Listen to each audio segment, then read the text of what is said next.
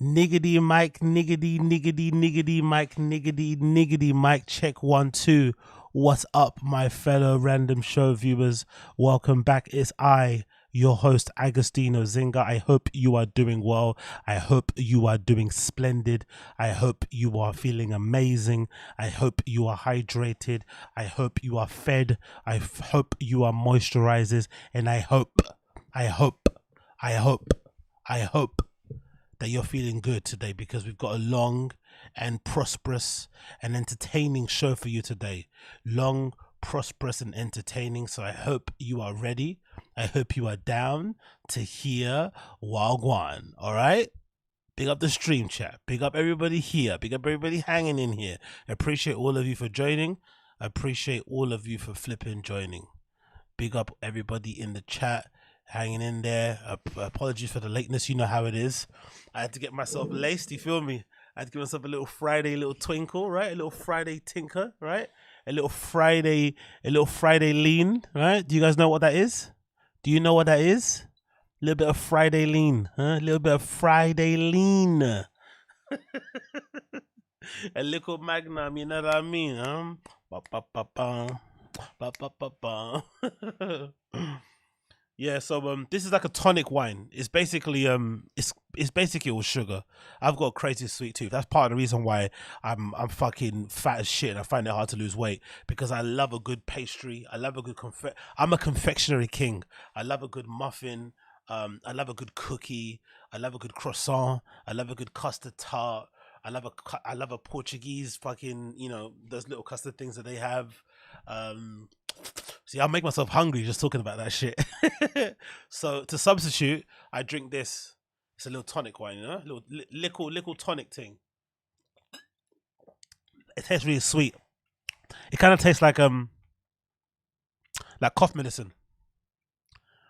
Yeah, exactly, Jesse. You know, exactly. I'm a fat person stuck in a little person's body. Exactly, that's me. I just be sitting there thinking, why am I fat? And I'm eating all this shit like, I don't get it. I've just got a whole like floor covered of wrappers, you know, and I don't understand why I can't seem to get this fucking weight off me. I'm like, it might be to do with the flipping it might be to do with the confectionaries. But yeah, big up the stream chat. Hope you're all well. Hope you're all doing good out there. Hope you're all having a good time in that Friday night activities. It's crazy, innit, that I'm in here, man. I should be outside partying and stuff, but I don't.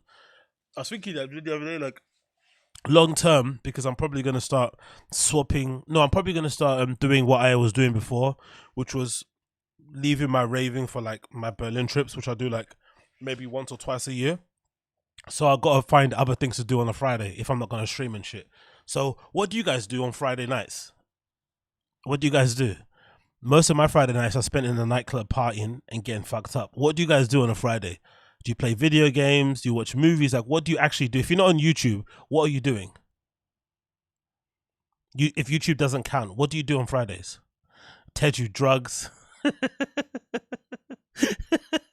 So blunt.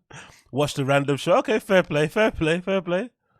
Smoke a ton of weed. Study, says Uche. Big up you studying. Do your thing, my G. Colette says hope for the stream. Thank you. I appreciate you. Jesus says wank. Drink at the house or strip clubs. Oh, basic. Okay, cool. I'm glad Salak said it. I think I'm the same. I think we all have to agree we have no lives. Salak says we're here obviously because we have no life. I think we all have to, I'm talking to myself a lot and I'm projecting, but I think we all have to come to a realization spending this amount of time on the internet, being permanently online, is just what we are, innit? It just is what it is. It's neither a loser thing, it's neither a good thing, it just is what it is. We're all permanently online, we're all watching absolutely everything, we see everything, and it just is what it is. But what can we do? You know, this is the life we chose. So I'm okay with it. So I think that's what I'm going to start doing now. I'm going to be okay with the fact that I'm just at home, because the whole partying thing, unfortunately, just isn't for me anymore. I can't be there all the time, you know. I'm going to just leave it to doing it once or twice a year in Berlin. And usually I have way more fun in Berlin anyway. So I'm really a big proponent of doubling down on the things that you enjoy. So it doesn't matter what you do. If you enjoy it, just do more of it. So I'm gonna do that more instead of like wasting my money going to, you know, London clubs where I'm paying £50 to enter. Like, you don't know, honestly, I swear, some of you guys, I hope you don't live in an area like I do. I'm sure some of you do live in expensive towns and cities, but honestly, some clubs in London, some nightclubs only open until 3 a.m. and they charge you £50 to get in. 50. This is before you spend any money on drinks, on drugs, on food, on a taxi, on anything, on clothes. 50 to get in. To buy overpriced alcohol, by the way, right? You're buying alcohol that you could buy at home and make yourself and shit. You're paying what? I think in clubs in the UK or clubs in London, I don't know how much you have it there. Oh, what? £50 for it's £50 to park in Hollywood. Are you for real? Oh my God. So if you go out with your car and you want to have like a sober night, because usually when you take your car out, it's like taking your pet out with you, right? It's like taking your cat and your dog with, no, your dog, not your cat. It's like taking your dog out with you. You take a dog out with you partly because you want to be good, well behaved, because you have to take your dog home. So if you take your car with you in the hope that you be sober and behaved, you have to fucking fill it up. You have to find parking first of all, and then pay 50 for it. The privilege to park. Fucking hell. That's before you've eaten anything. Before you had a drink. Wow, man. Okay, cool. That's why people park huge trucks in tiny. That's why people drive their Ford F-150s into, like, you know, car park spaces that have only space for 50 cars. Oh my God. 50. Sting, I agree. I paid $100 to park in New York City one time. Most people in LA would cost £200 to Uber to Hollywood. $200. I can never imagine paying that much. Okay, cool. So I guess I'm not the only one then. But yeah, I can't do it anymore, man. I just can't. I can't justify spending that kind of money. And again, I was just thinking, like, I think a whiskey and coke in a club in London, let's say like Fabric, it's gonna cost you, I'm gonna say like £10. And I don't know about you guys in America, but in the UK, we're really tight with our whiskeys. Like, there's no free pours. Because I think in parts of Europe, there's clubs that you get where the bartender like free pours you. It might give you a shot and a quarter, a shot and a half, right? But in the UK, they fucking pour that shit to the teat into their little shot glasses. And they give you a whole bunch of fucking coke that's usually from the tap. And it completely takes away any alcohol in there. So you're spending £10 on a whiskey and coke and there's hardly any whiskey in it. It's awful, man. You get loads of ice cubes and it's all been fucking diluted. By the time you drink it, there's nothing in there. You have to drink like 10 of those to get any kind of lick on you.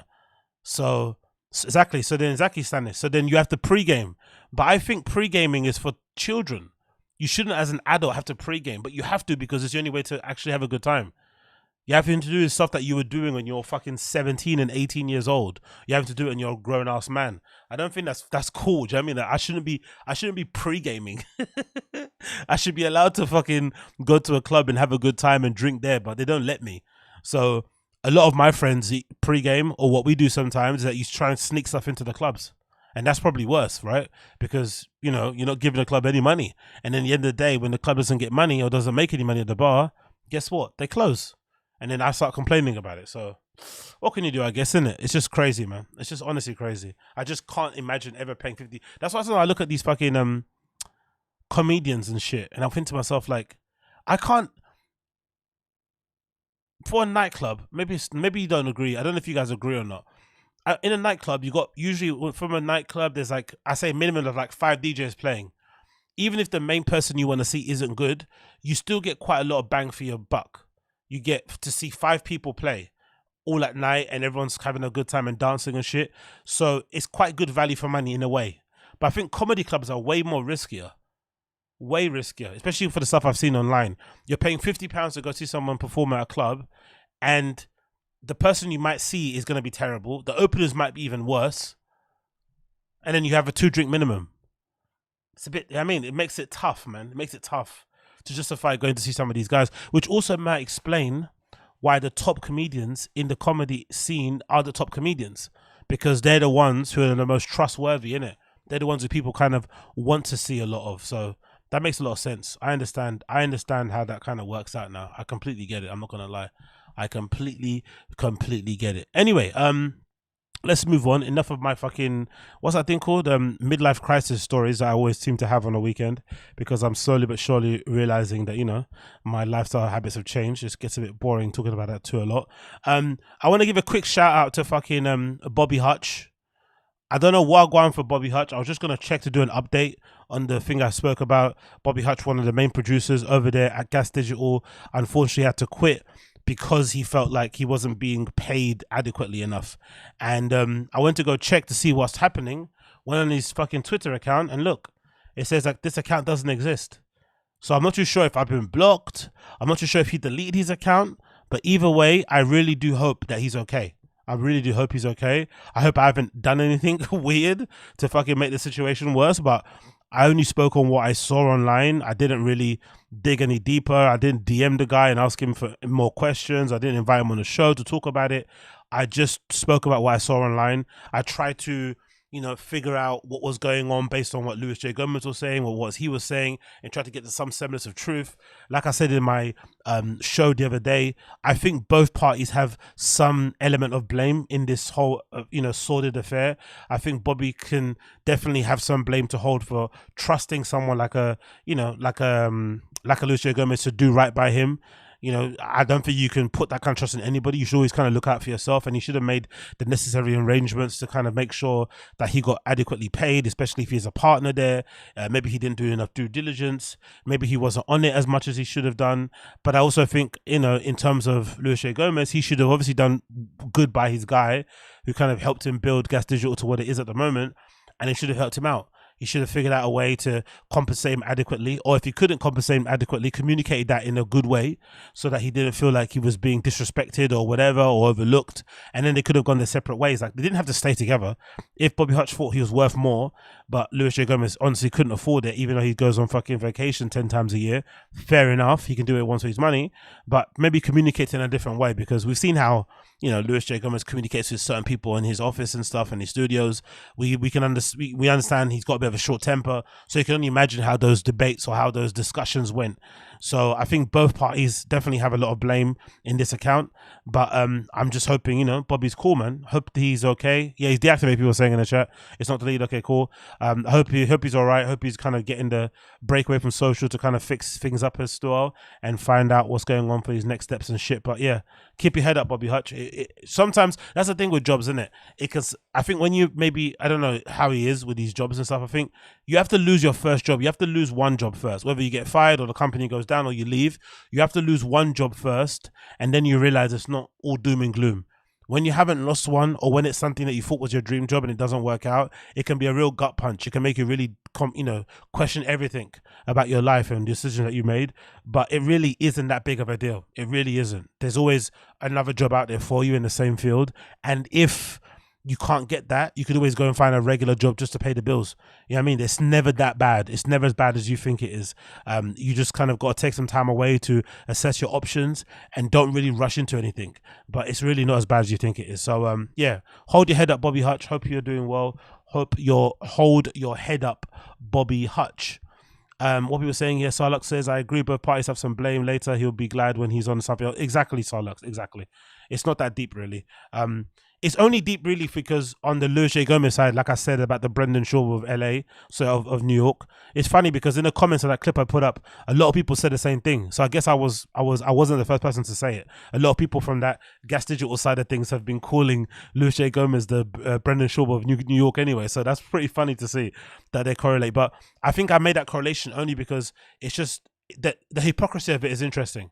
Right, Louis J. Gomez calls out Brendan for being a douche and having douchey ways, but then he also treats his staff members the same way Brendan has been accused of treating his staff members, right? He's got a whole group of people who kind of had issues with him, from Malik to BGL and to fucking, who's the hot girl? Who's the hot girl again? I forgot her name. Who's the hot girl that Brian Callen was giving the fucking hungry eyes to? Oh, I forgot her name. Is it MJ? Was it MJ? Is that her name? The assistant that Brendan didn't get along with. Do you guys remember the final kid? Was it MJ? No, not Kat. It was the one before that. There was like a white girl. She used to wear like bodycon dresses, super hot, and Brian couldn't keep his eyes off her. Is it MJ? I think it was MJ because it was Special K before. Yeah, it was MJ. Oh yeah, definitely was MJ. So Brendan's got a whole fucking list of people that he fucked over. Do you know what I mean? Or who didn't like his working style and stuff. So, yeah. Hold your head up, Bobby Hutch. Hold your head up. So I wanted to quickly check about that, actually, about holding your head up. I wanted to see what Luis J. Gomez is saying because, you know, Bobby obviously disappeared from Twitter. What's Luis J. Gomez saying about this whole thing? Has he said anything about it? I want to quickly browse his Twitter and see if he said anything. Let's see. He's spoken about Skank, Legion of Skanks here. What's been going on? He's spoken about Legion of Skanks. Shit, Russell Brand is still trending. Fucking hell, bro. I lost 60 pounds. Some guy's saying here. What is he saying anything? No, okay, he's arguing with Jake Flores again. What do you think is about this Jake Flores thing? Like, why can't he just let this shit go? Seth Simons before, now Jake Flores, like, they just don't stop arguing with each other on social. You don't like each other. You guys have different political views. Like, just move on. Like, why do they keep arguing? It's funny I say move on because I'm always here talking about Brendan. I get it. But these guys are arguing back and forth. I'm not on Twitter, on social media, arguing with these guys. You know what I mean? I make my streams and I keep it moving. But he's always arguing with this Jake Flores guy. He hates this guy, innit? And Jake Flores clearly here. Okay, cool. Jake Flores, pay your workers. Lucio Gomez, create something that that could possibly pay someone. I figured out who this is. I think it ran into him. Okay, cool. They don't like each other. They're always going back and forth. Nothing about fucking Bobby Hutch, right? Great advice. What's that? Okay, nothing so far about Bobby Hutch, so he's keeping it respectable. You can give Luis J. Gomez credit for that. He's not dancing on the guy's head or anything, so he's kind of kept it nice and respectful for the most part. What? If you've never done comedy and you would like to give it a try, I also used to give you a stage time during a festival. He'll act annoyed but keep asking. He loves to help aspiring at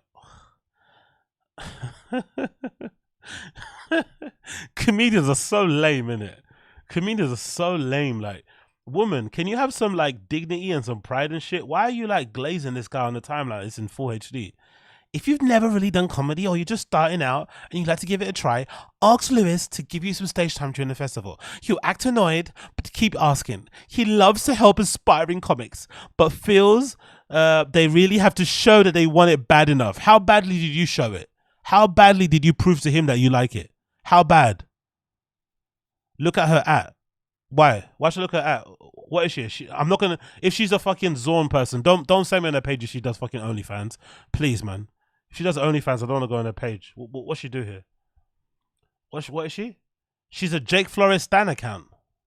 Oh, so it's a troll. Okay, cool. It's a troll. Okay, it's a troll. It's a troll. It's a troll. Ah, it's a troll. It's a troll. It's a troll. It's a troll. You can pick up the passes. Okay, nothing about Bobby Hutch so far. We're officially 1 week. What's that? We're officially 1 week away from Skankfest to kick off. Post your tips of other first timers as reply on the post. Actually, I want to see that. What's this about the first timers? What's this about? Hold on, let me get this off of the screen. Bear with. Oh, for fuck's sake! I hate when it does this. Oh yeah, guys, do you want to know how much I made from Twitter Verified? Because I've got a verification on there, but I just turned off the fucking the blue tick because that's fucking lame. Do you know? Do you want to know how much I made between February and now? Guess in the stream chat. How much did I make from? How much Elon bucks did I make from on Twitter from February of this year until September? What do you guys think? How much do you think I made? Good old Elon bucks. Big up. How much do you think I made? $7.23, $56, $5.99, $5. Okay, you're all in the right ballpark though. $2K, a grand, 40s, $4.69 lows, $2. Elon Schmeckles, yeah, exactly. It's 176 30 cents.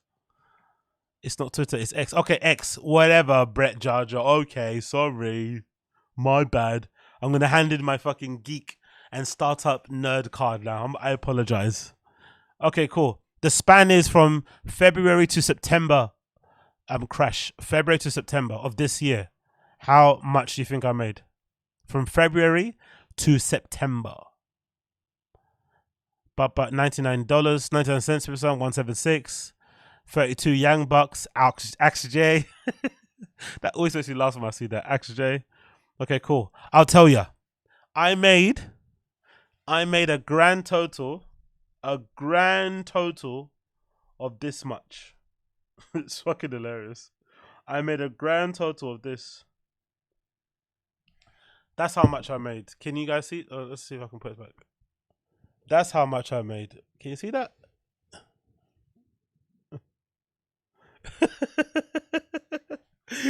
$23.68. $23.38. That's how much I made from the 1st of February to September 18th. But exactly, drinks on me, bro. Drinks on me. $23 is hilarious, man. Almost enough for a McDonald's meal. Exactly. Almost. Actually, could I get something from Five Guys from that? I think it's about. I think I could get something from Five Guys. Maybe I can get something from Five Guys. Maybe.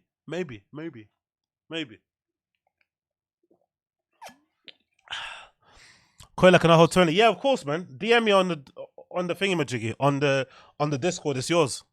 DM me on the Discord. That $20 is yours, man. You can you can treat yourself to something.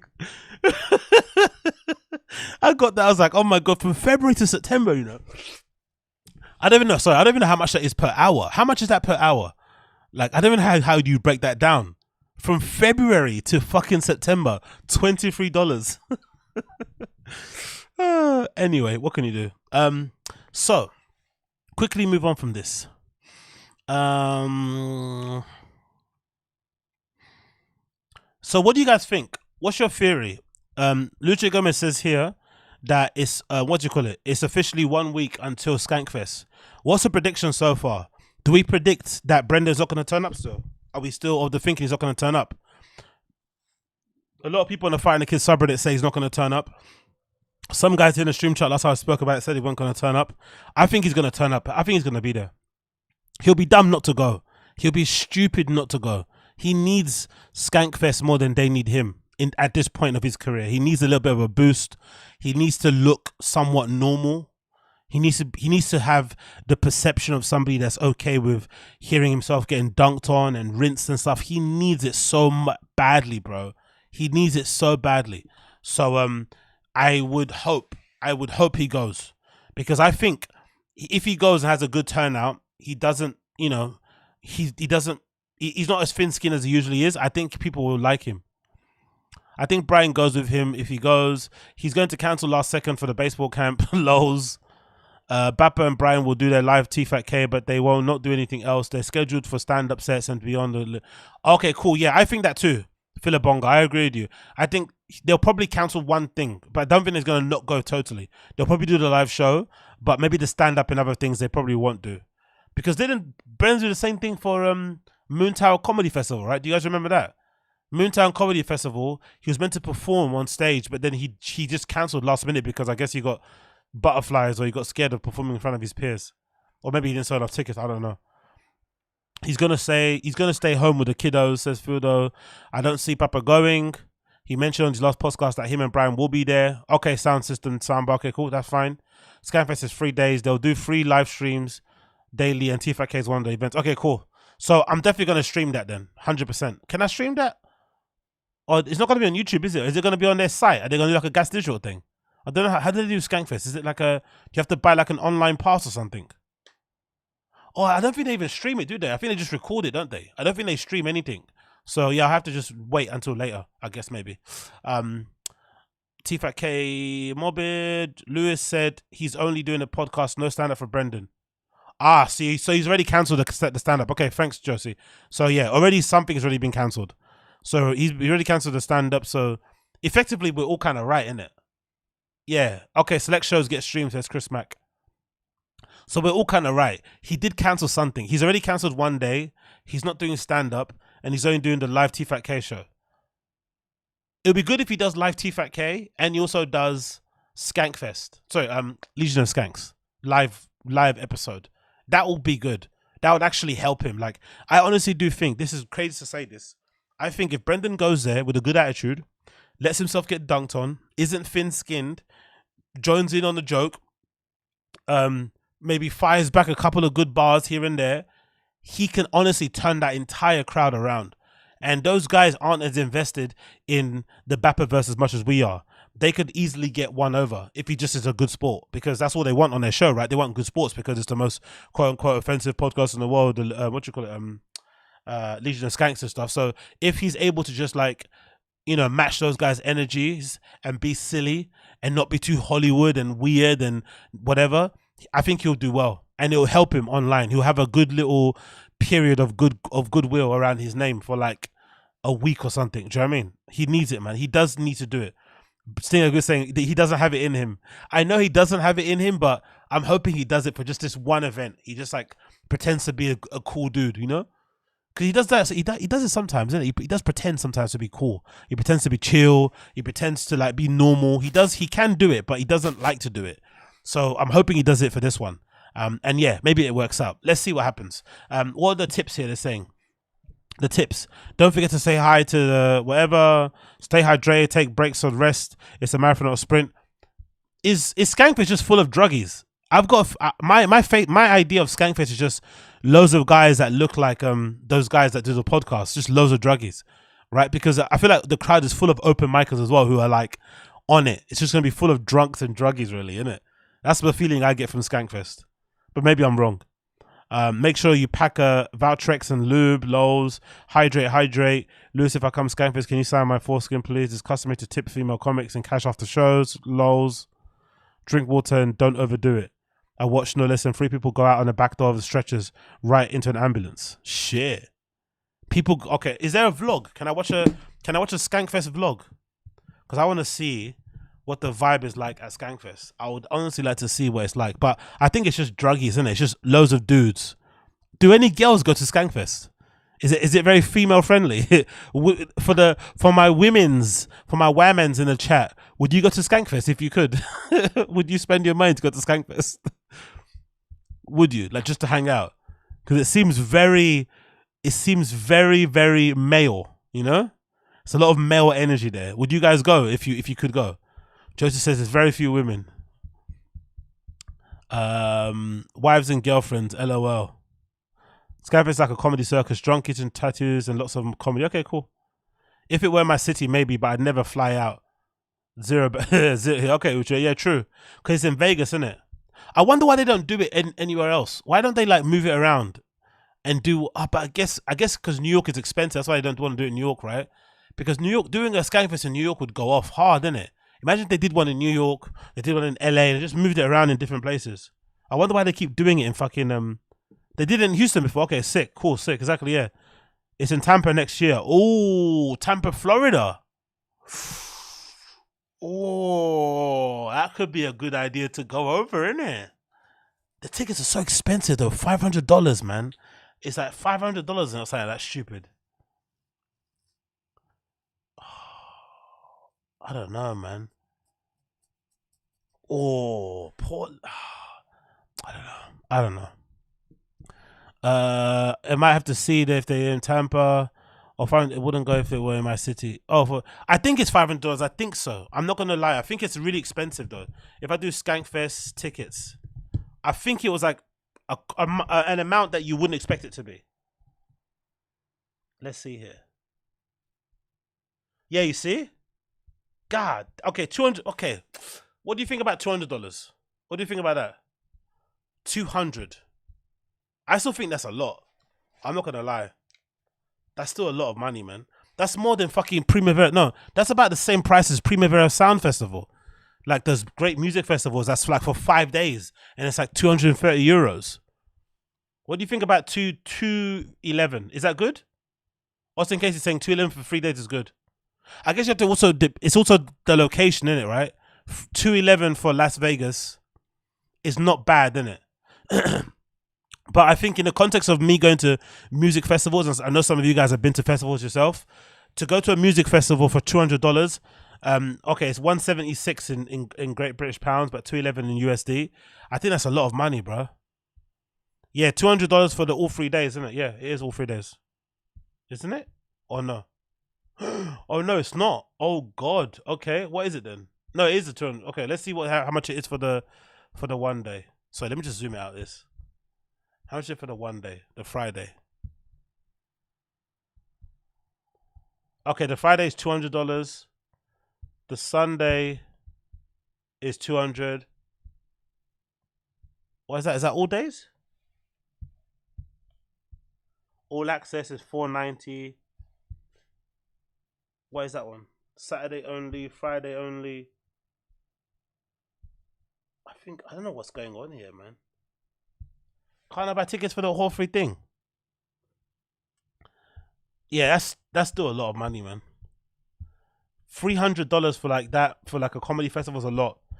I can legitimately go to one of the best festivals in the world in Primavera Sound, in one of the best cities in the world in Barcelona, for 5 days of music, maybe 4, let's say overall, but you can do technically 5, and it's €230, and it's some of the best bands and acts ever, right? Like from Vampire Weekend to fucking James Blake to Nails to whatever, right? Frank Ocean, Skepta, all these people, great DJs playing, and one of the great cities in the world, great food for €230. I don't know. I can't justify doing, 300 to see a bunch of sweaty comedians for 3 days. It's a bit much, man.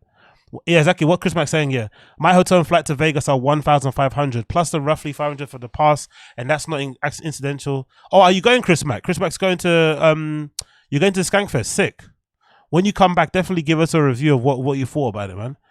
Hotel flights to Vegas are 1,500, roughly 500 for the pass, and that's not including instance. Yeah, that's a lot of money, isn't it? Flights, hotel plus the pass. So if I was to go there from here to Vegas, I'd be having to spend what, 5K basically, isn't it? My flight to Vegas will probably be about the same price, 1,300 or something around that kind of mark, or maybe 900, but I doubt it. But it will be between like 900 to 1,500. Hotels will be about the same price. Spending money will be like $500 or something. So maybe like $3,000, $3 to $4,000 for a week. Exactly, Cloud, for a weekend. That's tough. The only way it makes sense is if you do SKANKFEST and you do it like a trip. So you combine it with like a bit of a vacation. So you do maybe a week and a half or 2 weeks. Maybe you come before, you go somewhere else, you have a good time, you go to SKANKFEST and you fly it back home from there. But then you're also spending more money. Do you know what I mean? That's a lot of P, bro. It's a lot of P. So it makes sense only for you guys that live over there, to be fair, because you could drive there. If you live in a state next to Vegas, you could maybe get a cheap flight. It makes more sense for you guys. I don't think SKANKFEST is really a good idea for international people. I'm sure international people go, but I don't think it's good for international folks because it's not that cost effective, to be fair. Let me see if they got a SKANKFEST vlog. SKANKFEST vlog. I want to see if anybody who's been there before has made a vlog, but I want to see one from like a regular person, not from Gas Digital. Okay, there's a movie, there's a season finale from wherever. I want to see a normal person's vlog of like going there and shit. Okay, no, there's not one person who's made a fucking vlog going to SKANKFEST. Eric Griffin talking about it. Okay. I wonder why. There's not one person who's made a fucking vlog about going to SKANKFEST. Interesting. Oh, okay, I watched that one before. Okay, that was pretty shit, I'm not gonna lie. Big up Colin Tyrrell though, but that wasn't the greatest vlog in the world. Okay, there's nothing. Okay. Fair play. Okay. What can you do? I guess most fans that go to SKANKFEST are more concerned about getting fucked up than they are about recording. So I can understand. I get it. I completely understand. Okay, moving on. Let's move on quickly here. Let's get rid of some stuff and let's keep it moving. So, first thing I wanted to talk about quickly here was this one. Everyone wants to do drugs and meet comics. Okay, yeah, true. It was awesome when I went years ago. Says but I was a chuckle fucker, so it was my own personal heaven. Lols. Okay, cool. I don't know, man. International's a bit weird, isn't it? To go there, like the money's a lot. That's a lot of fucking coinage to go to that kind of place. But hey, what can you do? They're running a business, and I'm sure people love it. So I'll shut the fuck up. Next, so I want to play this quickly. Have you guys seen this? I went to play his old interview of Brendan interview with with what's her name? KRISTIN LEHY. Do you remember KRISTIN LEHY? The woman that big baller brand guy told her to stay in her lane, and that caused a whole kerfuffle. And then everybody eventually found out that she's actually shit at her job, and she eventually got fired. But that was a whole kerfuffle, and she tried to get fucking big baller brand dad cancelled, right? Because he told her to stay in her lane because she kept interrupting. That was fucking hilarious. But anyway, she did an interview with Brendan Shaw back in the day, like 4 years ago, right? And it's funny because Brendan looks so different. He looks so alive. His face looks so light. He looks so happy. This is also like a big kind of gig for him, right? It's kind of a mainstream like sort of look for him. So it's pretty wild to see how like far his star has fallen, because this was kind of normal for him in terms of a press run. Let's play the clip. This is pretty wild, this clip. Right? I'll show you now as it loads up.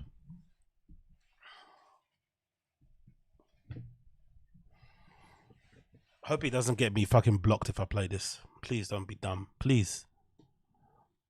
Let's hit play. Fair game. Look at him. Look how smug. Look how happy he is. Look how happy that guy is. When's the last time don't get me wrong, he's sitting next to he's sitting opposite a blonde attractive woman, but look how happy the guy is. Look how smug and happy he is. Not even smug, he's actually legitimately happy. This is a big look. A lot of big basketballers have sat in that chair, have gassed themselves up, talking to that, you know, KRISTIN LEHY woman. Actually, you guys in America, can I give you guys a real big credit? I'm going to give you guys credit.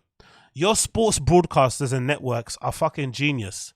This whole thing that they do where they have a really attractive woman speaking to a really, you know, like a high level athlete, a professional in basketball, baseball, whatever, right, is genius. Because your athletes have a tendency to gas themselves up when they're talking to women.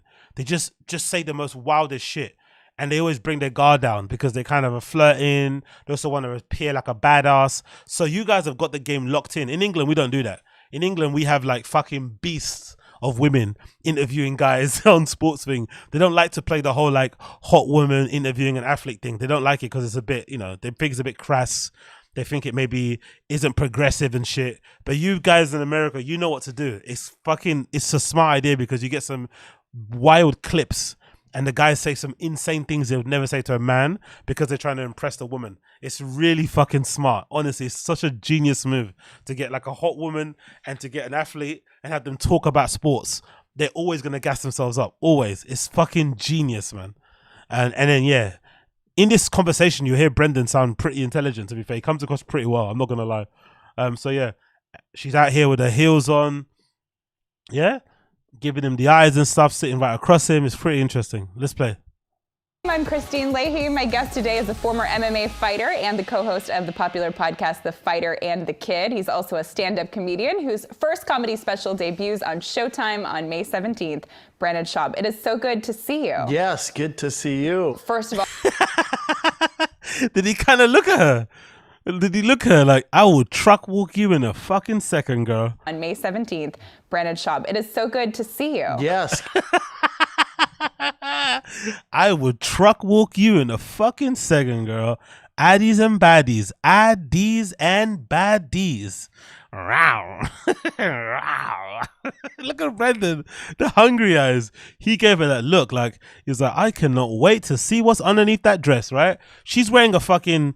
essentially a hijab, right? In terms of a white woman, she's basically wearing a hijab. That dress is fucking long as fuck. It goes all the way to her ankles, and Brendan still gives her the look up and down. She's got nothing showing apart from her arms, right? But Brendan still is like imagining, I would fucking bend you over my truck, girl, anymore. Look at that face. Look at that face. Look at that. They said I could never make it. They said I would never be here. I proved them wrong, right? My doubters said I couldn't be here. Look at me now.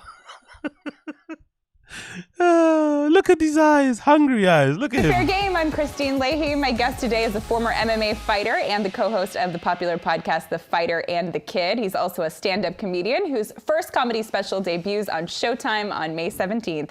Brandon Schaub, it is so good to see you. Yes, good to see you. First of all, here's where you win. Game of Thrones, one of my favorite shows. Yours too, right? Favorite show of all time. Spoiler. Oh, I hate that he does this because remember when Brendan was like anti Game of Thrones? He used to always dunk on it, and then he starts it super late, and then he obviously has to have the most redacted take ever. He's like, "Oh, season 8 was the best season. It was a perfect ending." He hated Game of Thrones, said it was dumb to be into dragons, which is fine. Have your opinion, but then you finally end up watching it, and then you say the worst season is the best season. Spoilers. What's your take on spoilers for Game of Thrones? It's such a worldwide, like global event. I have to talk about it. Exactly. So when people are like, what are you doing tweeting about or posting about it? I'm like, everyone's watching. Right. There's hundreds of millions of people watching. Yeah, that's like, your problem if you haven't watched it yet. You're absolutely. What do you think about people that do that, by the way? What do you think about people who don't have an ability to just not spoil things for like a day? What do you think that's about? I think it's a bit of like main character syndrome. You kind of want to be the person, because you know everyone's going to shout at you. You know everyone's going to scream and shit. So you want to have that kind of engagement, have people kind of pay attention to you, because it's such an odd thing to do. It's just one day. You just have to not spoil stuff. And then you got, like, no one's telling you to not spoil it for a week. That's a bit excessive. But if Game of Thrones comes on Monday, it doesn't, like, especially for these comedians, I feel like it's a bit disrespectful for your fans, because most of us fans, we have fucking regular lives. We work regular jobs. We have families and shit. Maybe we can't watch the Game of Thrones things on a day. Like, usually when I had series I need to watch, I'd usually just always download them. I'd torrent them, right, or pirate them, whatever. Have them downloaded and have them ready to go when I had a bit of free time to watch back to back to back to back. But I had to purposely avoid listening to podcasts, going on social media, because people just love to spoil shit, which is super fucking annoying. And Brendan's the main culprit. He loves a good spoil. It's so annoying. But yeah. Exactly, Uche. Exactly, Uche. Trying to be a stand-up comedian actually ruined this man's life and career. I've always said this. I think Brendan is perfectly fine doing what he's doing now. Like being like, I don't know what you got a lot of them. You got a lot of them here in the UK too. Like average athletes or average professional athletes who then segue into being sports commentators, right? And just because they were professional, people kind of give them jobs because they were professionals in those sports and they can give like a professional insight, but they didn't really achieve anything. He could have easily done that job, easily, because he was kind of quote unquote professional in 2 sports. Obviously only one in UFC, but you can kind of say he's got some experience of playing football to a decent enough level. He could have easily been that guy. But because of the whole stand-up comedy thing, because of the podcasting thing a little bit, it just kind of fucked up his brain. And now he's in this position where he has to try and be Louis C.K. on the stage when he has no business doing that, you know? Like stand-up is probably his worst thing that he does. Maybe second to like fight breakdowns, you know? He should have just done this, whatever this thing is. Just been a celebrity, hung out, did ESPN stuff, gone on Barstool. That's also another reason too. Look at the ratio. I gave it a thumbs up, but look at the fucking ratio. 2.7K upvotes to 2.2 downvotes. Like crazy. By the way, do you guys know anything about why Brendan has never got embraced by Barstool Sports? I know him and Dave Portnoy had a bit of a weird thing when he was meant to be on a podcast or something, but Brendan seems like somebody that would work on fucking Barstool, innit? Big up Austin Casey, I appreciate you. Okay, wait. Do you know if Rogan said he didn't like Game of Thrones? Is that why Bopper didn't like it at first? Nah, big up you, Austin Casey, I appreciate you, brother. No, you're actually wrong there. You know what's funny? But Brendan wanted to be a contrarian, which was good, right? Get your clicks, get your engagement. But because everybody loved Game of Thrones, including Joe. Joe even likes fucking House of Dragon, right? House of Dragons and shit. So he's deep. But Brendan didn't want to like Game of Thrones because everyone was talking about it and because it was popular. So he kind of wanted to just like be the contrarian and say that he doesn't like it, which is a fair position to be in. Like I said, get your little clicks. But then he tried to change his mind and agree. And then when he decided to agree, he didn't like the worst season. That's the worst part about the guy. Not a big enough fan if you're not watching. Do you know what's crazy though? Is it really is, I feel like the last show that you have to watch live. All right, I could talk about Game of Thrones Me too. for like an hour, but we do need to talk about you a little bit. Right. Yeah. So before you were involved with MMA, you actually played football, right? So you played for the Bills practice squad. I don't know why. I think I'm projecting. I think I'm projecting a little bit, maybe. But is it me or does Brendan he's got the looks of somebody that's like trying to tell himself not to get a boner. Like, don't get hard, don't get hard, don't get hard. Don't imagine her wet. Don't imagine her naked. Don't imagine you sucking her tits. Don't imagine finger blasting her. Don't imagine banging her. Like, he's don't imagine it. Don't imagine it. Don't imagine her sucking her dick. Like, he's like trying to tell himself to like calm down. I don't know. Maybe I'm projecting. But he's trying to tell himself to just like, relax. Don't get hard. Oh, your jeans too tight. Can you see your dick? No, your hand's covering your dick. Don't worry. Look at her eyes. Look over her shoulder. Just stare through her face. Imagine her naked. Actually, don't imagine her naked. Fuck, that's going to turn you on. Just stare over her shoulder. Look at the picture at the back. Look at the picture. Look at the light. Look at the fucking cameraman. He's trying to just... This is Stinger Goo. Come on, look at him. How can you even ask this, Stinger Goo? How can you even ask that question? Is this before the addies? Of course it's before the addies. Look at his face. Look how small his face looks compared to how he is now. Look how small he looks, his face. He looks fresh-faced. I know he's got makeup on as well, probably. But this look how he looks. He actually looks handsome here. This is definitely way before the addies. 100% before the addies. Before the whiskey to the face. This is 100% before it. Arena football. At what point did you decide that football was going to go to the side and you're going to do MMA? I think football decided that. When I got to when I got to Buffalo, they were like, "We're all set on slow white guys. Thank you for your time." I was like, "No doubt." Okay, so it's when you're a child, the NFL is like that's Willy Wonka's chocolate factory. Then you get there, and there's a common theme with everything I've done in my life. Like then you get there. And there's loads of black guys who are really, who are 10 times better than you. Then you start hating black people, and you segue into stand-up comedy. Get there and you think it's all unicorns and rainbows, and it's a business. It's such a business, and it breaks my heart. How long did you last with the Bills? It's a business. So he's trying to say he didn't play professional football because of the business side of football. Business? What? A business? So you got discriminated on because he's white. Okay. Maybe. Who knows?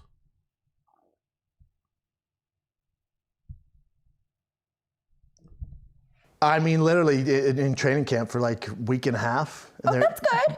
I've watched Hard Knocks. Some guys are out of there real fast. You lasted a week and a half. They didn't know my name. Like 47 to the left, get out of the shot. What position? Tight end. Yeah, that makes sense. That makes sense that you're a tight end. So you moved back to Colorado and you started. Was that a sneak diss? His face glitched. That makes sense that you're a tight end. Because you told me tight ends are wedge breakers, right? They're usually just battering rams that run into walls. Why did his face glitch there? Was that like a sneak diss? It makes sense you're a tight end. I've watched Hard Knocks. Some guys are out of there real fast. You lasted a week and a half. They didn't know my name. Like 47 to the left, get out of the shot. What position? Tight end. Yeah, that makes sense. That makes sense that you're a tight end. So you moved back to Colorado and you started. He's short-circuited. He tried to process the fucking insult. She basically negged him, innit? She kind of negged him. You know what? I wonder if this is this. I wonder this, right? Girls usually, women especially, I think the women in the chat can attest to this, they have a very sixth sense for like guys hitting on them. They kind of know, right? They can always feel it. And some girls will just like throw a little jab at you, a little dagger in your ribs, just to kind of keep you a bit, just to kind of keep your horny levels down. I wonder if that KRISTIN LEHY girl did that without even realizing. Subconsciously, she just throw that little jab out there just to kind of bring him down to a level so that they could have a proper interview. Because he was probably giving her the eyes, looking up and down, staring at her lips all the time. So she probably felt that subconsciously. Was like, you know what? Let me give you a bit of a fucking stab into the ribs. Take some air out of you, and then you can settle, and then we can go, right? Make you soft a little bit, and then now we can go. Because that was so unnecessary. Why did she do that to him? That makes sense. You're a tight end. You couldn't be a quarterback. You no way you could be a fucking wide receiver. Of course not. You don't have the brains to do that sort of shit. You don't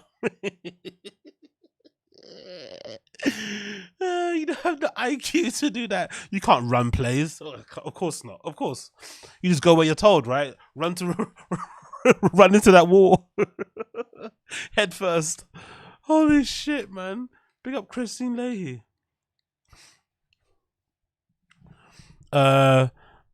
Josie's saying, what's that, Uche? Probably, I mean, if you're an attractive woman, you get offered dick everywhere. So Exactly. True. Where you want, you go. You want some dick. Exactly. Good point. Oh, fucking hell, Brendan. Boxing. How long before you thought, okay, I'm going to start to make a career out of this? Yo, big up Stinger. Good. Appreciate you, brother. When are buying some toe holds to review for us? When are buying some toe? Never, ever. Actually, you know what? I might actually look later on. If there's some toe holds on fucking if there's like a dupe of a toe hold on like Etsy or like Alibaba or something, I'll buy them, you know? Maybe there's somebody out there in China making dupes of fucking toe holds, right? Making fake elephant print toe holds. Oh my god, yeah, Koila. Toe holds cost more than Skankfest.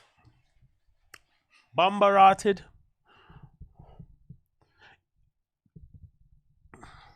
Let's go. Especially, leaving football, going to fighting.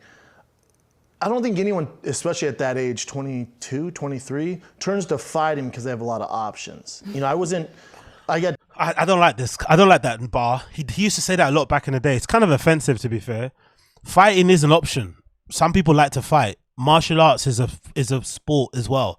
It might not be the sport that he always wanted to do, but it's also a sport. Combat sports is a sport. People compete at that professionally. It's in the fucking Olympics, for goodness sake. I don't like the fact that he says that sort of stuff. I find it super insulting to the guys and girls out there who commit their lives to fighting. It's super dumb. But he says that only because it's a cope, I feel like. To cope, to say why he ended up there.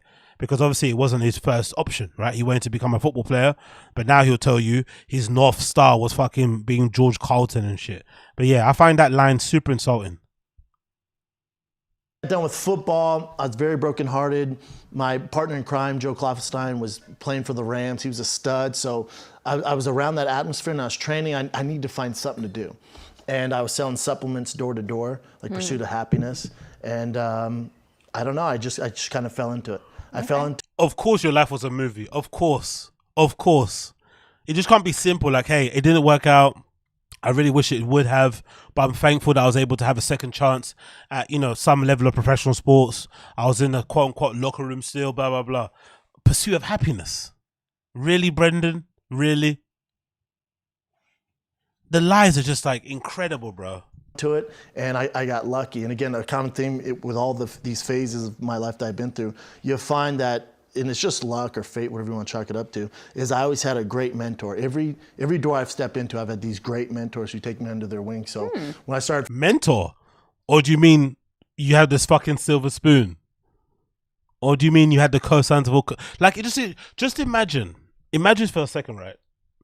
Imagine every small content creator out there that you like. Now imagine if they all knew Joe Rogan. How different their lives would be. Because Rogan, love him or not, he is a king maker. He's a king and queen maker. Imagine every single person Rogan could have touched, right? Yes, homo. And made king and queens. That's how easy it was for him. Like, it didn't take much. Just being next to Rogan can give you a career. So mentor is a bit of an understatement. You know what I mean? Joe Rogan and Brian Callen legitimately handed this guy a career on the plate. And he still managed to find a way to fuck it up. That's the crazy thing, you know? He still managed to find a way to fuck it up. Yeah, exactly, Austin Casey. Imagine if Mr. Beast knew Joe Rogan. How big would he be, right? Little old Mr. Beast. 5 subscribers. Imagine how big he'd be. Imagine what he could do with the money, man. Imagine how many people he could have helped if he knew Rogan. Fighting at first day that I walked in. By the way, you can tell by her face she doesn't give a single fuck about it. He's saying, yeah, for sure. 100%. He's trying too hard to impress her, is what it is. But by the way, have you guys seen all that stuff online with Mr. Beast and Casey Neistat kind of all getting offended that Netflix are making a real life Squid Game thing? These content creators have like a weird sense of like self-importance and ego, innit? It's Netflix show. They're now making a real game show out of it.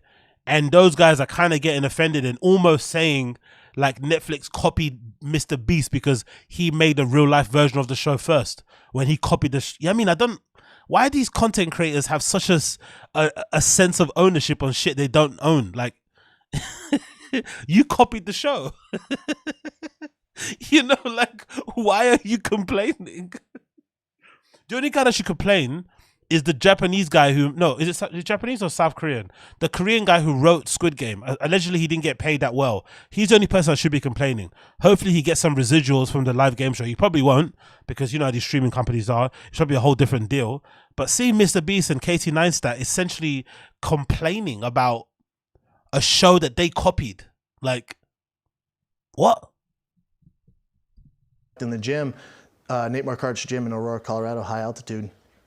They go, come back tomorrow. We have a big guy who he's starting fighting too. You guys would be good training partners because no one wants to go with a big guy. Yeah. You know.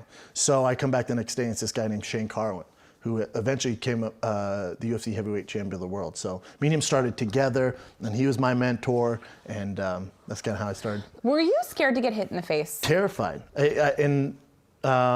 terrified. Like fighting's not my nature. You know, we don't know each other that long, but I'm not an aggressive guy. I'm not an aggressive guy, right? I'm not an aggressive guy, he says. I'm not an aggressive guy. Allegedly, right? Allegedly, he's not an aggressive guy. Okay, he's not an aggressive guy, right? Okay, allegedly. Allegedly. Allegedly. Allegedly. Allegedly.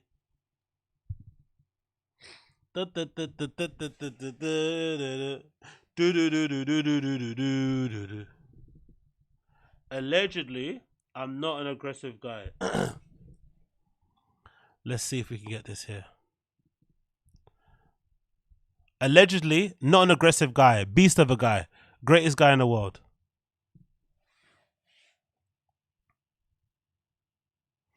Boom, boom, boom, boom, boom, boom. Pick up the stream chat. Make sure you're liking down below. Don't be tight. Don't be tight. Just like the stream if you could, please. Thank you. Thank you. Thank you. Thank you. I've kind of told, I don't know if I've ever told in detail. So I had a roommate who was the biggest bitch on the team. For whatever reason, I had to room with the kid. And me and him did not get along. We played the same position. So he was the guy where, dude, what's mine is yours. I ate like one Triscuit, and then I come home and he put sticky notes all over his entire food. Literally open the box of Nutri-Grain, put it all in, and I go, what the fuck? So what do? I eat all of it and I throw out the rest and then put it all back. Then I go to practice. That's funny. And I come back. That's so funny. Right? And I'm ready to throw down, right? I'm like, all right, I'm just gonna fuck this dude up and we're gonna figure it out. My phone's ringing like nonstop. I'm like, what the fuck? I answer it. I go, hello? It's his mom. He called his mom and told his mom what I did. We're in college. We're juniors and sophomores in college. I'm like, that guy sucks. Listen to this. All these people suck. Wait for this, B. So I'm like, what the fuck? His mom. Remember, Brian Callen most likely has a trust fund. Brian Callen most likely was borrowing money from his parents at this point. Most likely. There's also, who told me this? No one told me. Did I hear Red Bar say this? I think Red Bar said this on his show. Like, the word around town is that Brian owes a bunch of people money. He's always borrowing money from people and shit, allegedly. So maybe he's one of those type of rich kids who is ashamed to ask his parents for money, but then ask his friends, and then he gets in debt with his friends. That's what I've heard. Or did I hear that from Red Bar? I think Red Bar said that. But yeah, just imagine, just keep that in mind. And I just go, his mom's like, talk to me, like, yell at me. I just go, get the fuck out of here, hang up the super disrespectful, which I never am. Get the fuck out of here, hang up the phone. And so at the time, there's only one parking spot for our place. So his mother said, Brendan, you ate all of his food? You got to pay it back. You need to apologize. And started tearing into me about my character. I went, fuck off, hung up the phone. Jesus Christ. You talk to my mom like that, I'm going to rip your face off. Of course. Which is all I'm trying to do. I'm just trying to fight this kid. Yeah. So, I'm never disrespectful like that. No. So then there's one parking spot. Yeah, sure. And he knew the only way to get back at me was to take that parking spot. Parking in Sea Boulder is terrible. There's something about him and parking, innit? Who said it earlier about him in a pickup truck in a comedy store? There's something about him and parking and cars, innit? There's something about him tying his self-worth to being able to park easily in places and shit. It kind of reminds me of like Joe Budden. Joe Budden had this weird thing about smoking in places where you're not meant to smoke. In his brain, I think, if he's allowed to, he has that Dave Chappelle thing where Dave Chappelle just smokes anyway. He doesn't give a fuck because it's Dave Chappelle. And I think Joe Budden saw that as something to aim for. I know I'm successful when I can just smoke a cigarette anywhere. And maybe Brendan has a similar thing with parking. He thinks he should be, he should have a chaperone guiding him to his parking spot, or there should always be a space reserved for him because he's a big deal. I see him mentioning parking a lot. It's a common thread of this guy. Parking. Or maybe it's just an American thing. I don't know. Great guy. Never met him.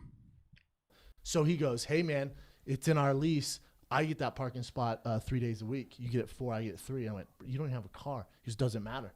I want that spot 3 days a week. It's in my lease. Otherwise, blah, blah, blah. All right, man. So he parks his bike there. He parks his bike in the parking spot, and I take my girlfriend's car who can't park there. I park on the other side.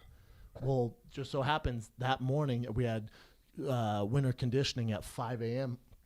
I go to get in my car, which isn't in the spot, and it's broken into. All windows are bashed. The radio's taken out. All my gear, football gear's taken out. My wallet's gone. I'm like, oh, well, that's the final straw.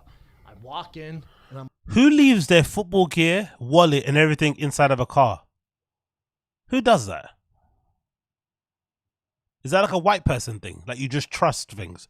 Why would you leave your wallet and all your football gear inside of a car with you? Don't you want to wash? Like you take your gear inside to wash it, no? When I used to play football, you take your stuff with you and you take it in your house to wash it. Why would you leave it in the car? Like, I think he's lying. I think either he's lying or he's an absolute redact. I'm not too sure, but it seems odd. Yeah, exactly, Teji. Only lacrosse players. Exactly. Lacrosse players who live in fucking gated communities. Why would you leave stuff like that? Anyway, whatever. I'm like, all right, man. Oh, really? Is it? Okay, cool. Okay, cool. It's a bit quiet. Okay, it's not my fault. I think it's a video. It's the video itself is really low. Let me see if I can up it a little bit. Bear with me a second. Unfortunately, I think it's a video. Can I add a filter to this? I can, can't I? Bear with me a second. I think I can add a gain filter on this. Maybe I can make that louder. But it's not me. It's the video itself is really quiet. So let's put it up to here. 5. Let's see. Fuck it. Let's blow your ears out. I just won't talk. I'll let him say it. Car got broken into because you want to be a bitch. We're going to fight right now. Whoever wins stays. Whoever loses leaves. Deal. We're just going to handle this like men. It's not going to leave from here. I'm going to fuck you up. And he goes, I'm not fighting you. I'll call the cops. I went, nope. I promise you, you're going to have to fight me. He goes, I'm not going to fight you. I went, that's not an option, man. I'm so mad. The car's broke. We've been through this enough. Whoever loses leaves. Did he break in? He didn't. We don't know. We have no idea. Yeah. So I take my sweatshirt off. I'm just in sweats and no shirt now because I don't want to grab my shirt. Yeah. Ready to fight, UFC style. Yeah. So I've been watching UFC, right? But you hadn't fought. No training, point. nothing. That's great. And I go, we're gonna fight, and he goes, I'm not fighting you. So I'm like, God, what's the number one thing I can get to get? Because I want him to fight me first. Yeah. So I don't get kicked off the team. Yeah. So I go fucking Ace Ventura 2 style, go loogie right in his face. We're face to face. Wow. He does nothing still. Wow. And imagine, right? Oh, sorry. Imagine. Please keep this in mind, guys. This beef started because that guy said, don't eat my stuff. You live in a house together with somebody and they don't want to share. You don't mind sharing, but they don't want to share. It's perfectly fine. It might be a douchey thing. It might be annoying. You might call the guy fucking pussy or whatever. You might swear, but it's pretty much an okay requirement to say, please not touch my stuff. And this is what turned into all this. Because you said, don't eat my stuff. Wow. He's big dude too. I'm not fighting you. Good luck getting me to fight. So finally I just lost my cool. I grabbed him by his sweatshirt and I grabbed him and threw him through our glass door, shattered our glass door out the back. Then I went to practice and told the entire team what happened. And I'm a good storyteller. So I just roasted this dude so bad we had to move out, right? Moved out. But the next morning, there's all this hearsay. He called the cops on me. What a fucking bitch. What a bitch. Gary Barnett called me up into his office. I'm like, well, I was brand new to the team. I'm like, I'm getting kicked off for sure for this fucking scrub. This is how Baron Scott should handle this. Go to his office. Me and Gary Barnett had this great office. He has a huge chair, and you're knee to knee facing each other. You can't look anywhere. Damn. It's very intimidating. Damn. I'm like, damn, that's how I'm going to go. And he goes, sit down, Schaub. He liked me because I was a hard worker, right? I was like I was a guy, man. Yeah. I fucking did everything he asked for. Worked your ass off. I'd run through a wall for this guy. Of course. He goes, sit down, Schaub. He goes, you want to tell me what happened? Brian's getting a literal boner from hearing Brendan talk about his college days. A guy, a boy, a Chad. Because it's not Brian's existence, right? He grew up in fucking privilege, going to private schools in the Philippines and Switzerland and Belgium and fucking Israel, wherever his fucking undercover CIA dad was traveling, right? Allegedly. That's where he'd go. So he's not had this experience at all, right? He was playing badminton. He played tennis in college, right? He was part of the chess club, right? Like one of his fun activities was language exchanging, right? With other private school attendees at lunch, right? He fucking holidayed in Monaco, Saint-Tropez, Corfu, right? Bermuda. He went to Zimbabwe and shit back in the day, Kenya, to hang out. So he looks at Brendan like, that's the life that I would have wanted to lead, man. A man's man life. So he's literally getting a rock hard boner from hearing Brendan talk about his football days. Like, oh, he's a man. He's a man. He's a man dragon. Oh, fucking knob. I went, Coach, listen, I didn't want to come to this. I told him, he did this, this, and this. I didn't want it to even get on your desk. I wanted to fight. Loser moves out. No one's going to get hurt. We're just going to fight each other like grown-ass men. We're in college, we're not grown men. That's great. And then the loser leaves. Yeah. I go, that's it, man. I understand. You know, it looks bad, PR. It looks like shit. I'm sorry, man. I didn't mean to embarrass you. I get it. You got to do what you got to do. He goes, we need more guys like you on this team. He goes, this is what we're going to do. He goes, come in and work in the weight room. I had like Big up Austin Casey. Service. I wouldn't be surprised if Bopper lifted the part of that story about throwing him through the window from Beverly Hills Cop. Oh. Wow. Very good reference. You are right, Austin Casey. Good point. Imagine if he did. No way. He couldn't, could he? Could he? That's a Beverly. Yeah. Oh, that seems like amazing. That would be so cool if it happened, innit? Oh my god, if he did, anyway, I don't want it to be true, but big up us in case I appreciate you. He goes, and just have the guy sign off it, just lift more. That'd be your community service, but we need more guys like you. See you at practice. Beautiful. See you at practice. Beautiful. Boom. Yeah.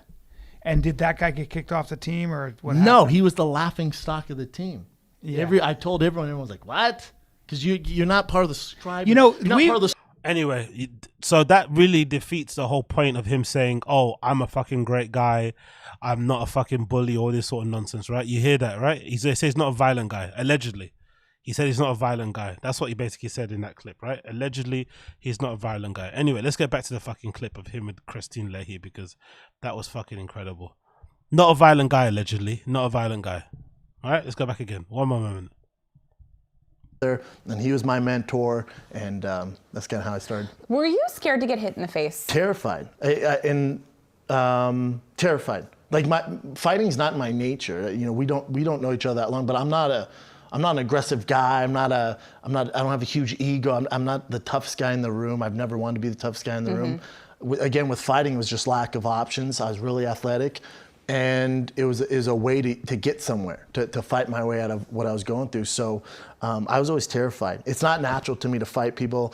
I would be the guy who would knock someone out or win the fight and then go in the back and like, damn, are you okay, man? Big like, up. Dude, get out. Alan is a clown. Imagine a 60-year-old thinking this is good.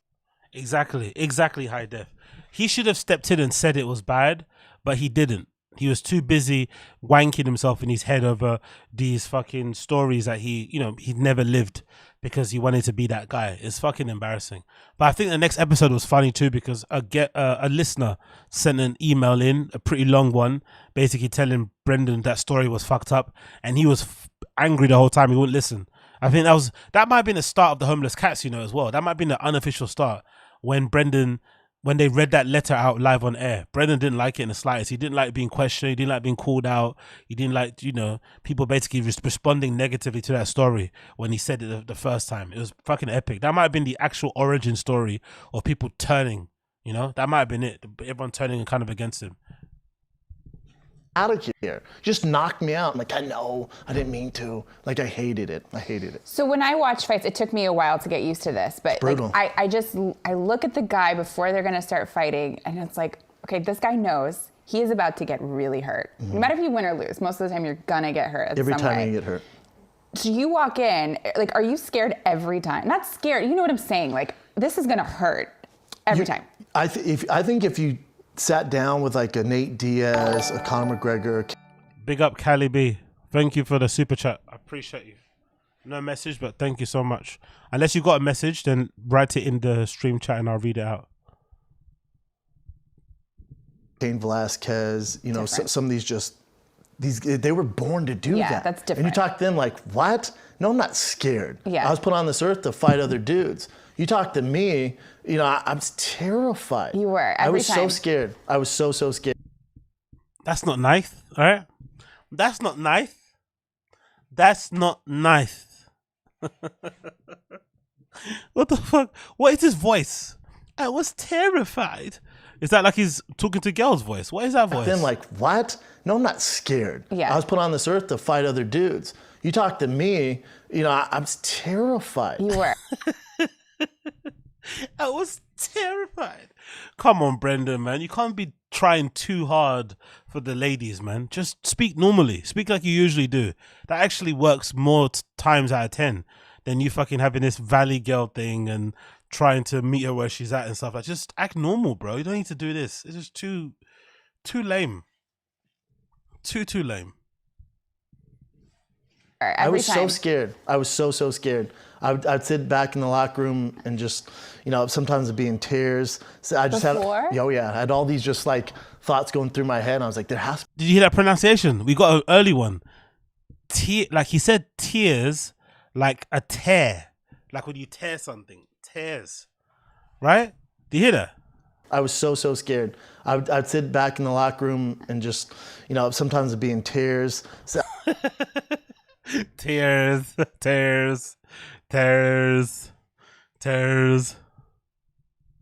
I just Before? I had all these just like thoughts going through my head. And I was like, there has to be a better way to make a living. Oh my gosh. This can't be Every it. time. Every time. Every single time. How did you keep... Will you suck my dick then? Will you give me a hug? Can I touch a boob? Oh my God, I feel so bad for you. How bad do you feel? How much do you want to make me? Oh my God. Oh my God. You're so bad. How bad do you want? How do you want to make me feel? Come on. What's that? I need that Asian American accent. I'm going through withdrawals. Okay. I was like, you're a douchebag. Fuck you, man. What's that thing called? You're a jackass. Douchebag. doing it? I would have quit. I had no option. So it was a way where I was good because I was athletic, but eventually experience, especially in fighting, comes along. And these really experienced fighters I was fighting, they've seen the big athletic kid. Yeah. So it stopped working for me. And so I don't know. I watch it now and I'm like, oh my God, I can't believe. What the fuck is this, bro? Does this Brendan Schaub own a hair salon or something? Where's this sassy Brendan Schaub come from? I watch this now and I'm like, oh my God. I'm like, oh my God. I can't believe I played football. I was fighting in school. I always had street fights. And then I get in the UFC and there's this big dude in tidy whities. Oh my God. I have to stop looking down, look up, don't look down, look up. And then I have to fight him. Oh my God. It's crazy. Then we're on top of each other. We're doing jujitsu.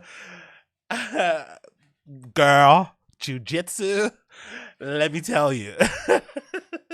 I was thinking all sorts of thoughts, right? I take his bag, child, right? I take his bag, I choke him, I slip one hand under the chin, another one here, and I just press his little head against my chest, and he falls asleep. falls asleep in my arms like a baby. Like a little baby. Like he's Bobby fucking Lee in my hands, girl. I could have put him in the manger. He's just there, rockabye baby. Dormez-vous. Who is this? Who is this Brendan Schaub? Who is this Brendan Schaub? Where's all this sass come from? He gets in front of a woman. You know what it is? I think it's KRISTIN LEHY's fault. I think KRISTIN LEHY's early insult, right? That insult she gave him, that little neg, that little like stab in the ribs to take the air out. I honestly think that's what we got now. She negged him and now he's trying to be her gay best friend.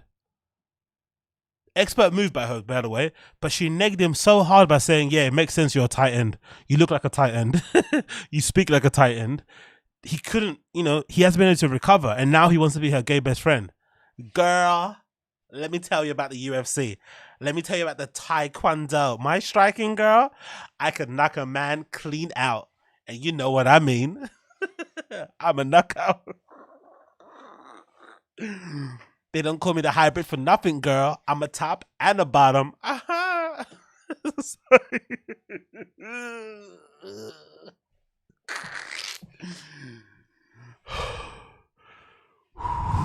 Who is this Brendan? This version of Brendan is fucking wild, bro. It stopped working for me. And so, I don't know. I watch it now? And I'm like, oh my God, I can't believe I did that. I cannot believe I did that. It's scary. It's terrifying. How was the experience of The Ultimate Fighter? I love The Ultimate Fighter. You Some did. guys can. Who the fuck is this guy? Who is this? Oh my God, I love The Ultimate Fighter. I love the UFC. Dana, if you're watching this right now, Dana, I like to call him D, right? Dana White, or I like to call him DW. DW. If you're watching this right now, I'm sorry, okay? The Reebok deal, I know, I went a bit goo goo gaga, radio gaga, haha, big up my monsters, but I apologize, okay? The Reebok deal wasn't such a bad deal. I'm already fucking over my employees with deals, so I know how it goes when you're a businessman. You gotta make decisions. So, Dana, even though we're we're mortal enemies, I still love you. It's like, what? Who is this guy? Hear him. What was the experience of The Ultimate Fighter? I love The Ultimate Fighter. You Some did. guys complain. I loved it. It was like the first big thing to happen to me. It was, at the time, you gotta realize, at the time, I forget what year that is, but The Ultimate Fighter was The Ultimate Fighter. Mm-hmm. That was like getting invited to the combine to a draft. Like when you went on The Ultimate Fighter, it's the biggest season of all time. Kimbo Slice, Roy Nelson, the Who's Who was on that show. Rampage and Rashad were the coaches. So when I got asked to be on the show, I was so excited because I knew that of 16 guys, all I had to do was focus for those 6 weeks. I didn't care about how to talk to my family or friends. All I had to do was focus for 6 weeks and I'd make a life for myself. So Don't you find it interesting too that Brendan doesn't really talk about his friends back home? They don't really exist. It's just LA people and comedians, really. Other comedians do. They have like stories about people they went to school with or college with or stuff. He doesn't have any. Why do you think that is? Zero friends from back in the day are still around. Hey, big up Eric C. Appreciate you, brother. AZ's white suburban American voice is spot on. Thank you. Thank you, Eric C. I could cosplay as a middle of America girl, right? As just a mom trying to hold it down, trying to support her kids and stuff, you know? my little boy Casey, you know? I'll be one of those mums. Those Midwestern mums that jacks off their son, innit? You know that mum that jumped on her kid that's playing football. The kind of ones that have like a weird incestuous relationship with their kids. They're a little bit too involved, you know? I thrived in that environment. I liked the competition. I didn't like hurting anyone, but I liked knowing that guys were breaking down in the house, and I just knew I'd thrive in that element. You're mentally tougher. Yeah. Huh. I loved it. I absolutely loved Ultimate Fighter. Do you think that guys ever knew that you didn't want to hurt them, like that you were a little I don't want to say soft because that's the worst thing to be called. Yo, this KRISTIN LEHY, I'm not sure if she's being mean or she's just terrible interviewer. How can you say this to somebody? She's basically calling him a pussy. Did they know you were a pussy? Yo, what the fuck is she saying, bro? Huh. I loved it. I absolutely loved Ultimate Fighter. Do you think that guys ever knew that you didn't want to hurt them? Like that you're a little... You're a little what? Little soy boy. Look at his face. He wants a killer. He wants a fucking killer. Look at that face. Soy boy. Yo, that KRISTIN LEHY woman, man. Maybe this is why she got fired. She's not really good at her job, is she? Pretty lady, but not the best interviewer. Can we tell that? Can we say that for sure? Like, oh yeah, it makes sense you're a tight end. And now, did the other fighters know that, you know, you're a bit soft? I don't want to say soft because that's the worst thing to be called. But you know what I'm saying? You called him soft. I don't want to say soft, but you said soft. It's like saying, I don't mean to be disrespectful. You're about to be disrespectful. I knew there was something going on because my coach is in practice. Like, you got to go harder. I'm like, that. I don't want to. Like, I don't want to hit him like that hard. We're friends. Like, you have to go harder. So, and that was always kind of a theme in my career. It was just, I don't know. I didn't want to hurt people. And you can't. Oh, that's always a thing. Boo. You're trying to win her over by being nice. That's boo. She's actually a bit disgusted, you know. I think she wants him to be meaner. She's looking for a meaner dude. He's too soft. But he's trying to be nice. I didn't go hard enough. All right, cool. I'm just too nice. Yeah, all right. Like that, you know what I'm saying? That's like that's like selling cars, not one to sell. Someone like this, right, that talks about being nice, always, as I said before about the job thing, when people say, oh, we're a family, always be suspicious of people who try to, what's that thing called? I don't know what that phrase is called, but they go out their way to say, oh, I'm a great guy. You know, I'm an honest person. You know, I never lie. You know, I'm never violent. You know, that kind of person. They're usually monsters in the background, behind the scenes. They're usually the worst people. Because we've all got a bit of that in us, right? We've all got the ability to fucking, that's it, is it virtual signal? Yeah, I think it's virtual signal. But I think we all have the ability to be violent. We all have the ability to lie. We all have the ability to be deceitful, to be shady, to be all these things that aren't necessarily good things. We have the capacity to do it because they're human beings. But we try and temper that stuff, right? We know it's there in us, but we try and temper it because that's what good people do. You try and keep that shit down, but you know it's in you. You don't walk around like you've got a halo around you and shit. Or you got, you know what I mean? That's not how regular people act. Only monsters are trying to, you know, not let people see that they're monsters, say those type of things, in my personal opinion. Sell cars. Like, that's what we do, man. Exactly. It's like Michael Phelps not wanting to get wet. Like, you got to get wet. You got to get wet, man. So for me, it was what a fucking terrible analogy. An issue. So 2015, you announced that you were going to retire. Yes. And get involved with comedy. How'd that happen? I know. that didn't sound good, didn't it? He had to process. He smiled because comedy gave him the house, the hot girl, the designer children, you know, the designer clothes. But then he remembered how he got there. That Joe Rogan dressing down still scars him. Being embarrassed on air like that, like, fuck. You know? Like, that's what he remembered at the end. He remembered how he got there. That Rogan fucking dressing down was, yeah, you'd be surprised. That still hurts, man. And I understand why, because I think Rogan did a bit too much, to be fair. But yeah. Did Joe Rogan convince you to do it? Joe Rogan and Brian Callen, basically. Okay. You know, I was fighting, but I was doing a podcast called The Fighter and the Kid at the time. Mm-hmm. So Brian Callen, my co-host, actor, comedian, one of the best comedians on planet Earth. Me and him would do a podcast together. He doesn't say that anymore, does he? That was always his little like line he would say when he go places. Me and Brian Callen, Fighting the Kid. Brian Callen's one of the best comedians on earth. He doesn't say that anymore. He now does this whole like negging thing where he's like, oh, when me and Brian started Fighting the Kid, Brian had his own podcast, but he had like 12 listeners. He does that thing now. He doesn't gas up Brian anymore. That relationship has changed. He's like the big dog now. There is no like sucking up Brendan. And it started to gain traction. And he wanted to make it all about fighting. And I went, no, you gotta let me talk about fashion and cars and girls and like a lifestyle show. And he's like, all right, whatever, but still, let's talk about fighting. I'm like, all right, I'll cross that box, but let me do what I wanna do. He's like, all right, fine. And so the show started to get popular, especially at the time. There weren't that many podcasts. And then I remember I was going to Vancouver to fight Andre Arlovsky, who's a legend in the sport, former UFC heavyweight champion.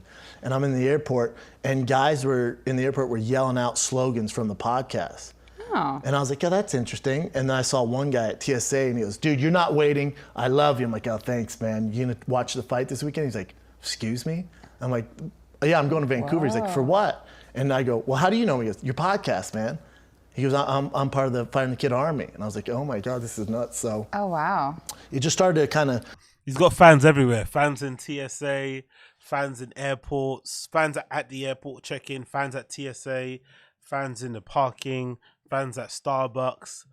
Just he gets recognized everywhere. There's not one place he goes where he never gets recognized. Not one. He must be the most famous person in the world. Take over. Started to take over. And then I remember I got a check for fighting, you know, for getting beat up. I got my check sitting there. I got a check from doing podcasts. And it was like God, or if you believe in higher being, was just like, dude, take a hint. Look, man. The podcast was more. Yes. What are you doing? Whoa. Look at this. So we already know that you were scared to go into the octagon every day. Yo, KRISTIN LEHY is like, this negging is too much, man. She's already laughing before she finishes the sentence. She's not even finished the sentence and she's already laughing. What are you doing? Whoa. Look at this. So we already know that you were scared to go into the octagon every time. Were you scared to go into the comedy clubs? I would. Big up Eric C. Appreciate you, brother. I found out my coworker is a Brian Callen fan, but he knows nothing of the allegations or the homeless cats. These people live amongst us, I'm afraid. Really? That's insane, bro. So how do people like that consume Brian Callen content? You just see, so they don't see any posts on social. They just watch him on Fighting the Kid. And maybe they skip episodes. Wow.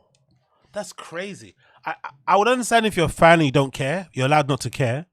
But not knowing about the allegations at all. And not knowing anything about the fucking Fighting the Kid subreddit is wild, isn't it? I kind of would love to have that life because, exactly, Uche, that dude is chronically offline. Exactly. If I'm chronically online, he's the opposite of me then. He just consumes the content. He watches Callen's specials. He sees him on other podcasts and that's it.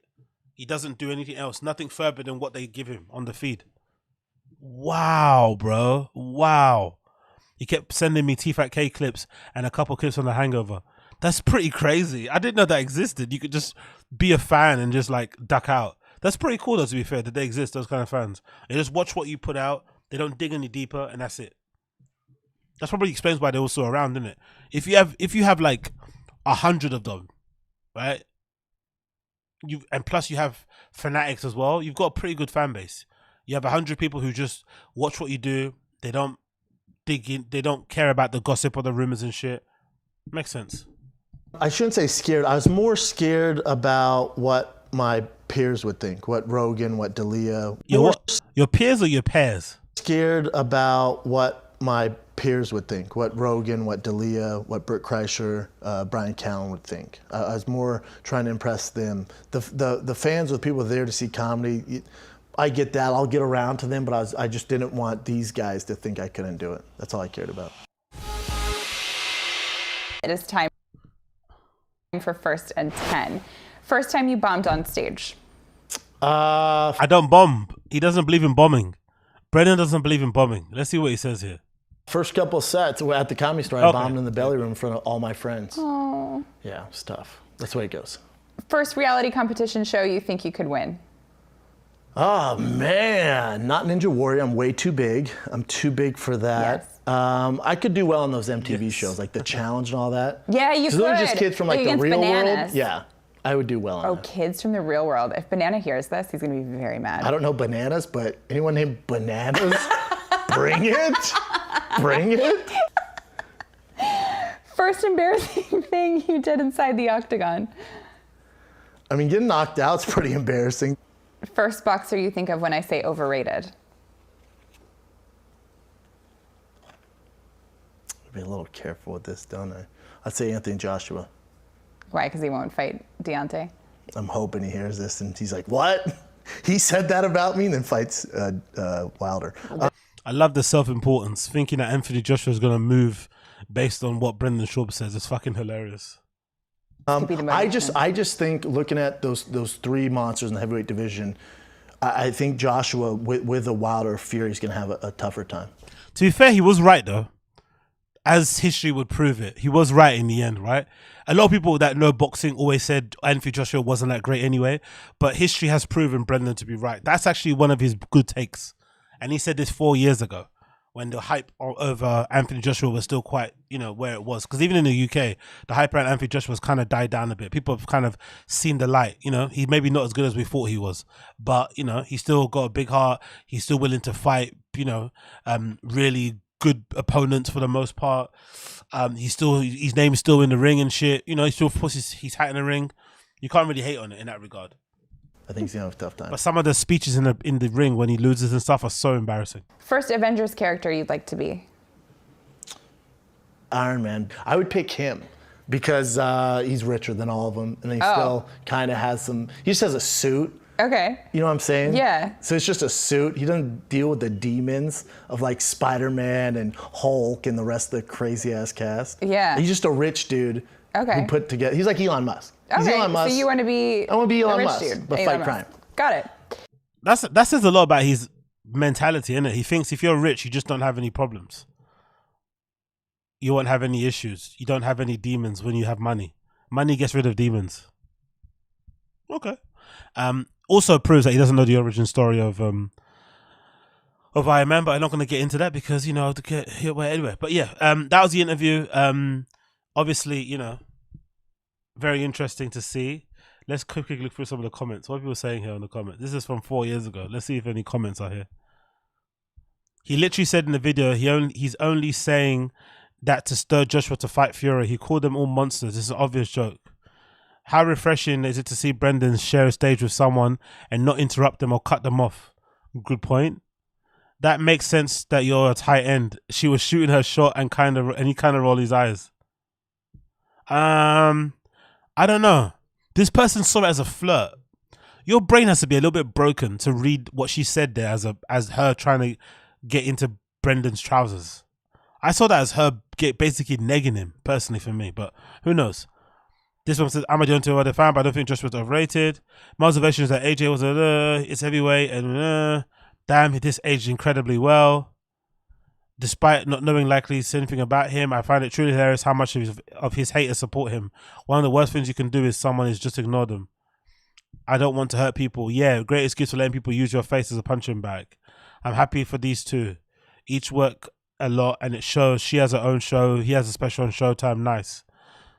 Okay, that's a good fan. The Colin Coward of comedy. How can you call an Olympic gold medalist holding 4 of the belts, fought more than 10 fighters, half his weight, or fights that Wilder has? Guess Brendan wasn't wrong about AJ being overrated. Gregory Brendan. That's why Wilder constantly ducking him. This video has aged incredibly well. Okay, they all giving him some nice hype. So he's getting some good comments on here. So big up Brendan for getting some nice comments for once from people on social media, because it doesn't always happen to him, right? Getting those fucking lovely comments. And why do I say that? Because unfortunately, this lovely young lady called what's her name? Danielle Kelly. Is it Danielle or Danny? No, I think it's Danielle. Danielle Kelly. I guess she's a Brazilian jiu-jitsu practitioner. And it seems like the homeless cats descended on her Instagram account because she took a picture with Brendan. I'm trying to get up on my thing, but it's not. I don't know why it's not loading. Let me see if I can get up again. Bear with me a second. Let's get rid of that. Let's do it again. I want to read the comments because the comments were pretty brutal last time I checked it. Okay, it's loading now. Yeah, exactly. Josie, he was definitely more likable back then. Iron Man was an alcoholic. Exactly. Martin Levis. Brendan wants to be a skinny little guy.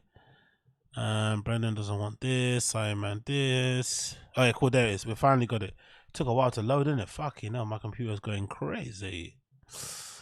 This, yeah, cool. Let's see. I want to see the fucking comments on his post because last time I checked, they were pretty brutal. So it's from this young lady called Danielle BJJ, Danielle Kelly. She's a one championship. What is she? Is she a? I don't watch one championship. Is she a champion? She's got a lot of followers, isn't it? Fucking hell. Big up, Stinger. Good. Appreciate you, brother. The comments section on the Spokane Comedy Club Instagram is roasting the hell out of Brendan. Nobody like this guy. I'm gonna check that too. Thank you, Stinger. I'm gonna check that too. Thank you for the super chat, brother. Appreciate you, bro. Let's check this girl's thing. She must be really big. She must be a big deal, isn't it? She's got 229,000 followers. Jesus. Okay, let's check it out. Or is it because I guess people think she's pretty as well, I'm assuming, right? But yeah, well done to her.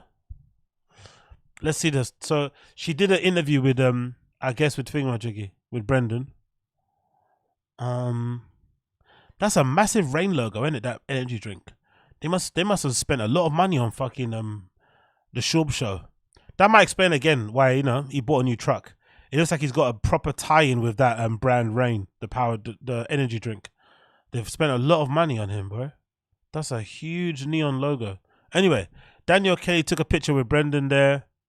Some people suggesting that she may have offered her a walk to his truck. Who knows? But there they are, right?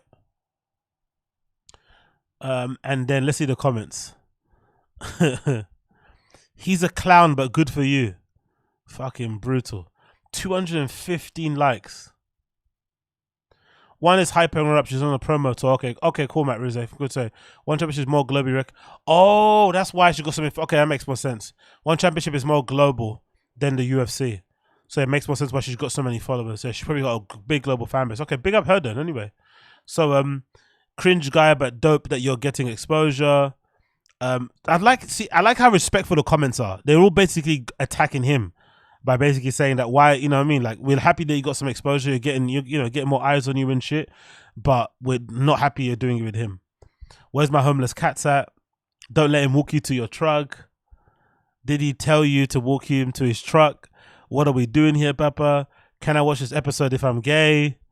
It's insane how you tower over him like that. The world can't stop this 6'7" frame, lols. Did he ask you to walk him to his truck? Talking about BJJ, talking about BJJ, talking about podcast B. Let me guess, she's a dime piece. Shane Cross says, yo, awesome. We have a baddie in the set. Did he walk you to your car? Oh. Careful, he might invite you to come to his truck. The long and short of it, Brendan Schaub was trying to smash. Okay, someone's explaining it. The long and short, Brendan was trying to smash girlfriend and friend. I'm another comedian while he was married. And when they went on the podcast, they described him trying to walk them to his truck or someone's truck. And truck is just a chauvinism way of saying it. Cool. He better be nice. Two clowns together, so nice. Whoops, no longer my queen.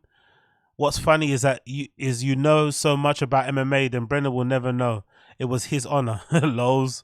The most stupid UFC fighter ever. I'll stick with the morning combat. Good luck on your bout, though. Hopefully Pepper's redactness doesn't jink you. Oh, yeah, that's true, isn't it? Is she fighting this weekend? Is that why?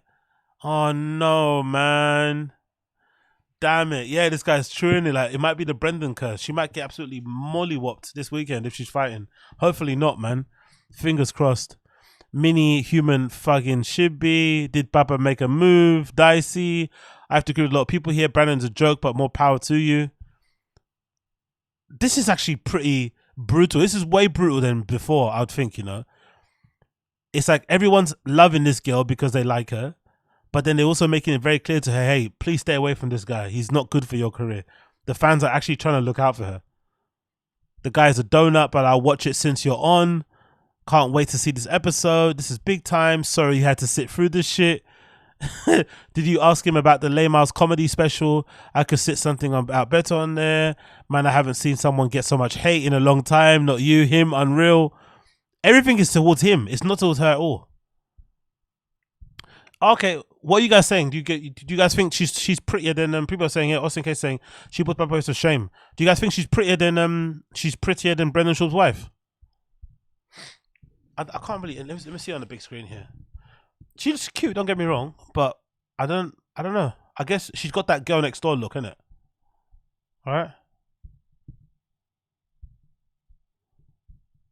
Do you guys think she's better than Brendan Schaub's wife, looking wise? Yeah, I think she is. I have to agree. She is kind of cute, isn't it? Plus, she's not enhanced, right? No, I don't have a problem with being enhanced. Be enhanced if you want, but this is just like what? This is just acai, innit? This is like white chicken. This is like white rice and chicken, innit? This is what it is. White rice and chicken. Don't get me wrong. I probably got a bigger ass than her, but it's just white rice and chicken. I probably got bigger thighs than her also,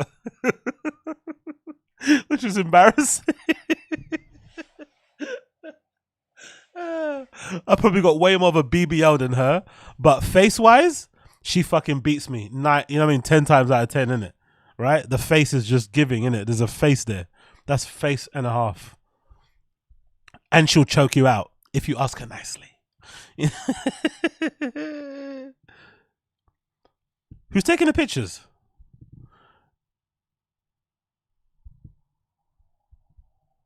Okay. Maybe she came there with a boyfriend. If she someone take a picture. Maybe she's got a boyfriend. Maybe someone took a. Maybe she got a boyfriend. Brendan's wife is like every other woman in LA. She's a pretty girl. Okay, cool. Yeah, true. Brendan's wife has got more of a typical LA look. Not a bad thing or good thing. It's just what it is. But yeah, this lady is. But she's jacked though. This girl. She's fucking jacked. Honestly, that's what I like about martial arts, right? If you saw her somewhere in a park, you would never think she was a martial artist, isn't it? You'd never think she was a professional MMA fighter, innit? You'd never. Maybe you'd think of her legs because she's got some scrapes and scratches there from probably hitting the fucking pads and shit. Or maybe her hands, right? Her hands look a little bit like she works with her hands. But if you just saw her outside, you would never think she was a fucking beast that she was able to take your head off. That's a scary thing about fucking UFC fighters, especially women ones, right? They look like regular girls, you know? And then you try a thing and she will fuck you up. She will twist your neck off your fucking shoulders. But yeah, she's cute though, isn't it? I get it. I get why I get why some of you guys here on the stream are into her and stuff. I get it. She's got a very simple girl next door kind of look to her. What's this? Is this a video? Oh, my computer's not going to play this, is it? Haircut equals relief. My long hair taking me for all the training and being messy. Sweatshirt by. Ah, she even gets sponsored by companies and shit. Fuck. Okay. Are you guys in the chat going crazy? Let's see. Moving around. Let me zoom in. She's giving the face card. Some guys, I know some of you guys in the chat have rock hard boners right now.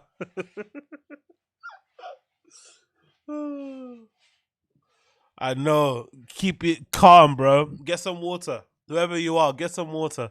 Relax. Breathe in, breathe out. But yeah, okay. So big up Danielle. Big up Danielle. Hope she doesn't lose her fight in the weekend though. That'd be brutal if the Brendan curse is that real.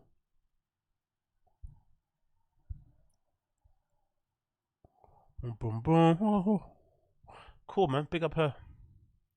If you went to make me hard, you made me hard. Koila, I'm all good on white girls. Take me to the chocolate factory. You know it. You know it, Koila. You know it, man. You fucking know it, bro. You know it. You fucking know it. Okay, cool. Let's move on from that one. Oh, let's talk about the fucking what's his face? Nadav. So Nadav from Your Mum's House has quit. He decided to call it quits, and it seems a bit weird timing wise because he hasn't got anything set up yet. Sorry, he said he's going to do some sort of podcast, Patreon thing, but it doesn't seem solidified just yet. And he's quitting before he's got something else set up, so it's a bit strange, the timing. But some people are suggesting on the Your Mum's House podcast Reddit that this may have to do with that Rob Eiler kid. He's got a podcast on Your Mum's House Network, but he's also a guest, I guess, on Your Mum's House. And on one episode, he was going a bit hard at Nadav. He was like, basically teasing him and being a bit of a bully. And then in that kind of exchange, he got him to agree to do a marathon on New Year's Eve or some shit, right? And Nadav maybe felt a little bit backed into a corner to do it. He kind of just waited to end the ribbing, and he agreed to it. And I think since then he's felt a little bit, off about the whole thing, because Rob is can be a little bit overbearing, let's say. I like him in general, but he's definitely got that he's got that kind of I'm in recovery energy. He's very highly strung sometimes, so he can be a little bit much. I can understand it. I like him. He can be funny, but I understand what. But so he did that, and then some people on his Reddit are suggesting that Nadav is leaving because he doesn't want to do the marathon. Which is hilarious, right? He committed to doing his marathon and he's quitting because he doesn't want to do it. And he announced that he's leaving, which is interesting because this is off the back of that Bobby Hutch guy from Legion of Skanks, or Gas Digital, sorry, that recently left. And it also makes me think, do we ever see Chin doing this? Would Chin ever leave before the Fighter and the Kid dies, or is he there until the ship sinks? Because I think this is kind of cool also. As much as it's not the best thing to do practicality wise, or maybe just in terms of your prospects in the future, to just quit something while you don't have anything else set up, you should probably try and set your podcast up on the side while you're doing your fucking gig. I still think it's kind of cool that he's quitting because, it's a great job. It's probably some people's dream job, but he doesn't want to do it anymore. He's kind of lost motivation. He's not just going there to clock in and clock out. He's not feeling passionate about it, so he wants to do his own thing. And kind of deciding to do it on your own, merit is actually quite cool. I'm not gonna lie. So I hope he does well going forward where he's going to. I'm gonna play the clip from Your Mum's House of Nadav announcing that he's leaving. One and only Nadav, aka Patty O'Callahan. Shalom. Shalom. So happy to be here. I'm sure. I'm so excited. I even brought something for you. Nice. Boy, this is just getting better and better. This is real gotcha journalism. How does it make you feel already? Like I want to kill myself. Sure. It's good. So why don't you tell the folks why you're not in the booth and sitting here? Sure. It's been a wild ride. Mm-hmm. I remember when I reached out to you guys, it was like a week after Mostly Stories came out. Wow, it's 2016. Yeah, February 2016. That's when I reached out, and within a day, you responded back and being like, "Hey, this resume is pretty good. What do you want to do? You want to take us to YouTube? Yeah, meet me for breakfast. Like in a couple days or something." Was it 2016? That's actually a good impression. I like how impressions aren't just about sounding like the person. Sometimes the cadence as well. He actually's got the cadence of a Tom Segura pretty well there. Big up, Nadav. It was 2016. Wow. Are you sure? Uh-huh. Well, here's why I don't think that's an accurate. Can I tell you why? Yeah. So in 26, like our son was born in 2015. Towards the end of it? Yeah. December. And here's the thing. I remember meeting you at this coffee place in Redondo Beach. Right. Well, we were already not living down there in 2016. No. When I joined you guys, yeah, because you were still out of that office, there was at least 2 or 3 recordings that were still from that office. Okay. Remember, because we moved out of that Redondo place when Ellis was 4 months old. Oh, and so that's when we met you. Mm-hmm. It was early 2016? Yeah, I think it was like one of the first times that Christina had come back from record. Like you were just like, "Oh my God, hi, I'm Christina. So nice to meet you. I just had a baby. I swear I don't look like this all the time." Like, did I say that? That does sound accurate. Wow. That sounds like me, yeah. Okay. But yeah, 2016 was when I started with you guys, and just slowly building and just seeing this fucking crazy thing evolve to there's now cameras hanging off the ceilings and joysticks and all, like everything's just getting crazier and crazier. Yeah. And yeah, as time goes on, like you stay at a place for a pretty long time and you kind of get used to just the way things are. And I think a lot of people could relate to this, but when you go into a place day after day, something just hits you at some point, and you look around and you're like, I don't think this is for me anymore. Or kind of brutal, isn't it? Kind of a brutal indictment of them. I wonder if it's to do with how it's changing and becoming more of a network, Your Mum's House. The quality of the show has obviously gone down drastically.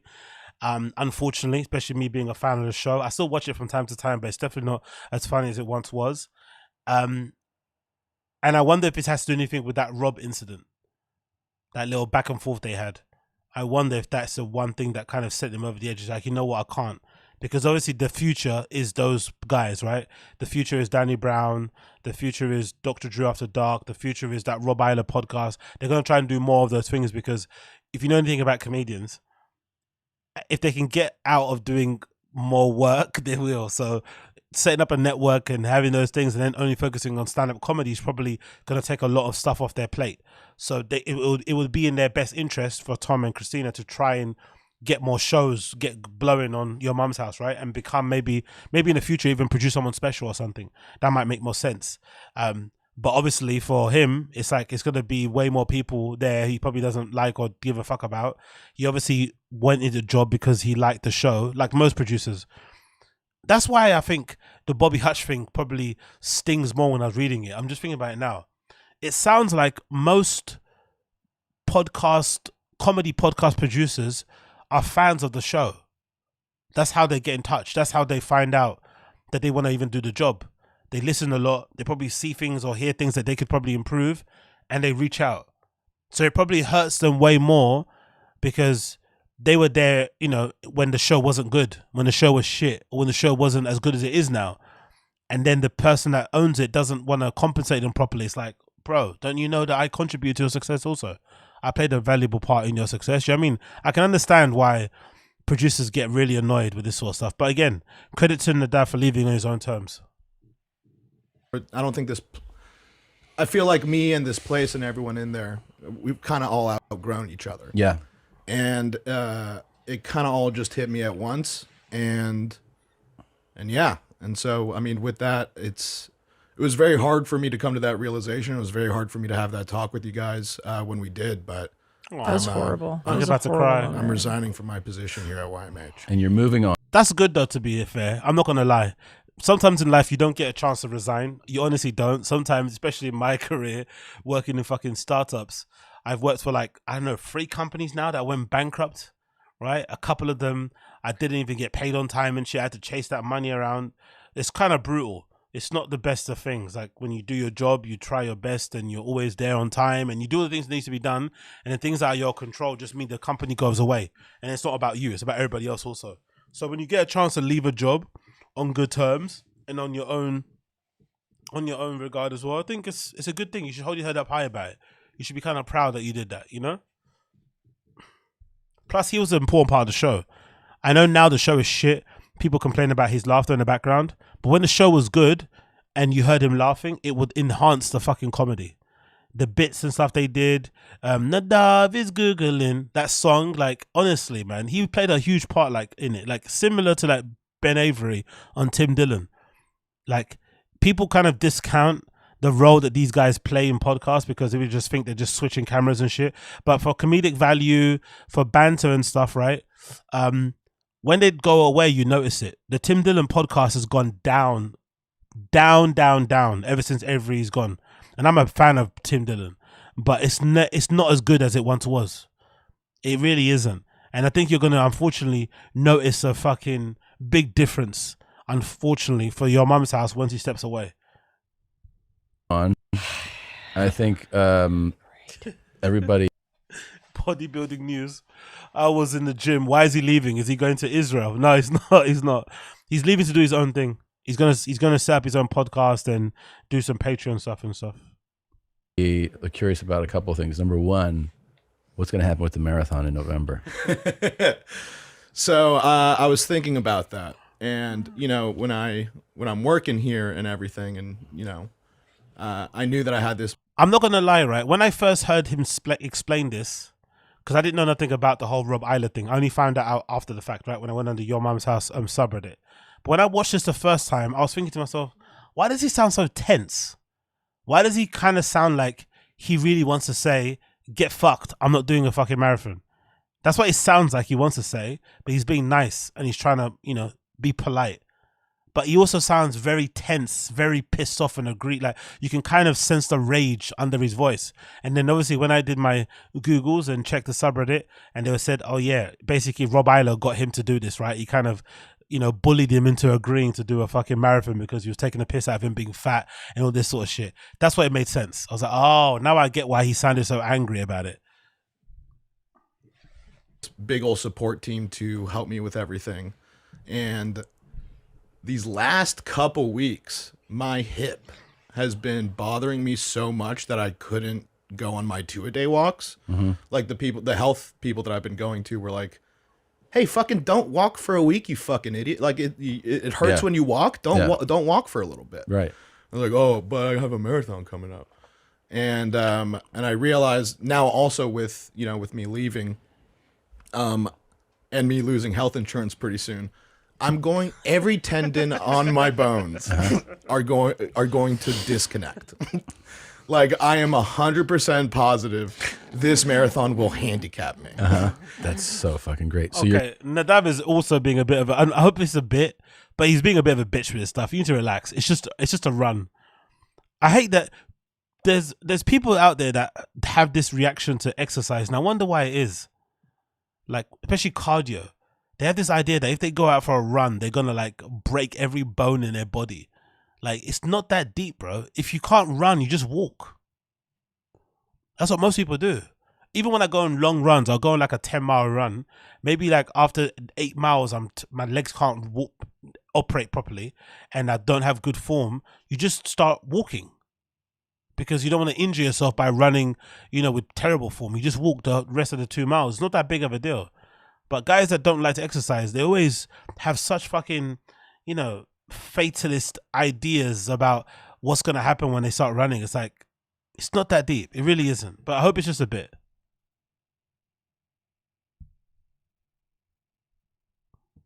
Are you doing it? No. Oh, okay. What I am doing is this has kicked me in the ass, and I've seen how good it feels to feel good. Yeah, right? Feels great. Wouldn't have thought that. Wouldn't have thought that. Because, I mean, in February, I did go to gambling rehab. But at the same time, I don't know if this is news to people, but my father also died around the same time. Oh, that sucks. And I kind of just started eating compulsively just as a comfort thing. Sure. And I think that's when I ballooned from the weight I thought I was. You thought you were. That I thought I was at my fattest. And then I was like, I learned so much fatter. That I'm so much, my fattest is actually such a bigger number than I thought it was. That's pretty crazy, right? It's really crazy. Yeah. And so just getting back down to what I thought was my fattest weight. Such an accomplishment. It's not only an accomplishment, but I realize how much better it feels. Yeah. They're going to miss him, man. They have a similar sense of humor and everything, man. They're going to fucking miss that guy. He's basically their adoptive son in a way. Robert Henry says, the difference most of Tim Dillon's podcast almost immediately after Ben left, and I hadn't been a fan of the show for even 6 months yet.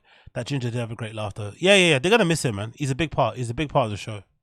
Big up Henry Poet. And so what I'm going to do is, no, I'm not going to be running the New York Marathon in a month from when this episode comes out. Right. But I will be running a marathon. Really? So I'm going to be continuing this journey of fitness. I'm going to continue to lose weight. That's great. I'm still going to try and, you know.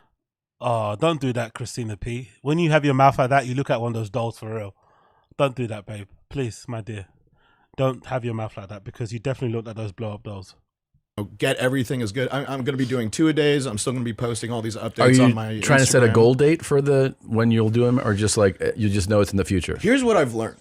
Okay. Is that if I tell my body, hey, you're running a marathon in 6 months, my body isn't going to listen to that. Yeah. It's not going to be like, oh, for sure. Yeah. We'll do that. Yeah. It's just like, okay, you could do that if you want.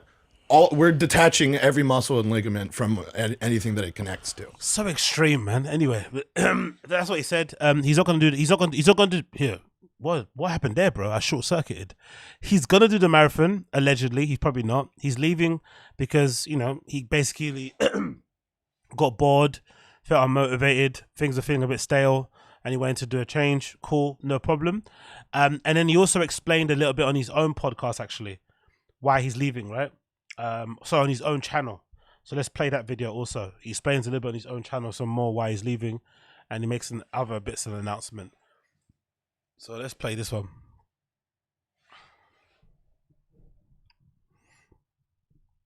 And then we can move on. Let's play this.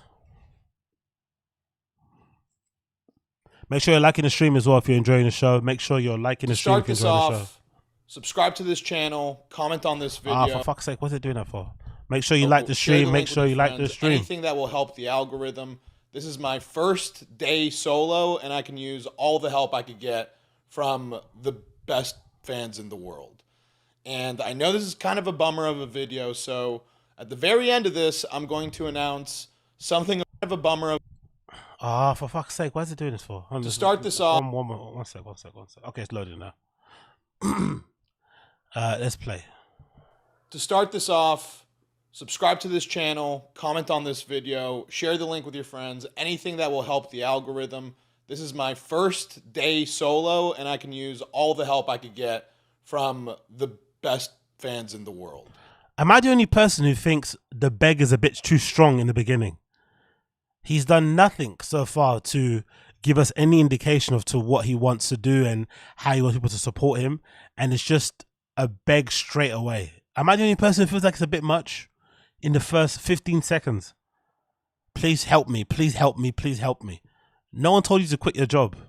You quit it because you wanted to change. Okay, cool. Just start making shit. Start making shit and your fans will come eventually. It's like it's a bit much, isn't it? It's like hit us in the head straight away with a beg. Or anyway, again, I'm not gonna. Let's play. Feels a bit much. And I know this is kind of a bummer of a video, so at the very end of this, I'm going to announce something about Two Bears, One Cave podcast that literally no one knows. Not Tom, not Bert, nobody. And with that, I'm announcing that I'm officially resigning from my position at YMH Studios. Why does he do that somber face like he's in a fucking like he's at The Hague or something, answering providing evidence for fucking war crimes? Like why is it so serious? I will no longer be producing Two Bears, One Cave, Your Mom's House podcast, Dr. Drew After Dark, everything at YMH Studios. That's a lot of work, isn't it? I don't blame you. If you've done any editing, for people in the chat who've done a bit of editing, I've done some bits and pieces. Obviously, I do everything on my channel. And the stuff that I do isn't great, right? Some Premiere stuff, but mostly I do all my shit on fucking iMovie. And it's fucking tiring. It's so exhausting. I can't imagine what it must be like when you're an actual producer where you've got like tracks and stuff and different camera angles, all this sort of nonsense you have to fucking edit.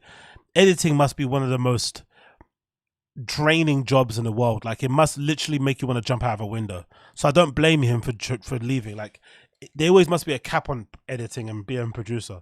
Maybe 10 years might be the max that you could do that sort of stuff on a day in, day out, especially listen to the same voices. Imagine Chin. At least with these guys, they have interesting guests. They're quite funny, right? But imagine Chin having to listen to Brendan and Brian every single week. Maybe it makes sense why they don't edit the show then. They don't really edit it too much. Chin's a sociopath though, quite like, yeah. Fuck, man. It's not an easy job. It might pay well in certain places, not if you're working at Gas Digital, but it's not an easy job, bro. Like to be producing and editing all those fucking pods of all these fucking lamos and unfunny people. I've been there for more than 7 years, and it's just time. Okay, the Thief Keith said, I think it's dramatic because it's most likely a dream job for some. It's probably not a bad job either. It's a hard thing to give up. No, it's true. No, I understand what you mean. You got a point. I'm just trying to be funny. There's a reason why. Like, it obviously is a dream job for a lot of people. I would never do it. I don't think I have the patience to last that long. Don't get me wrong. But I definitely see if you're, I don't know, could you be a producer to use that to get your foot in the door to be a stand-up comedian?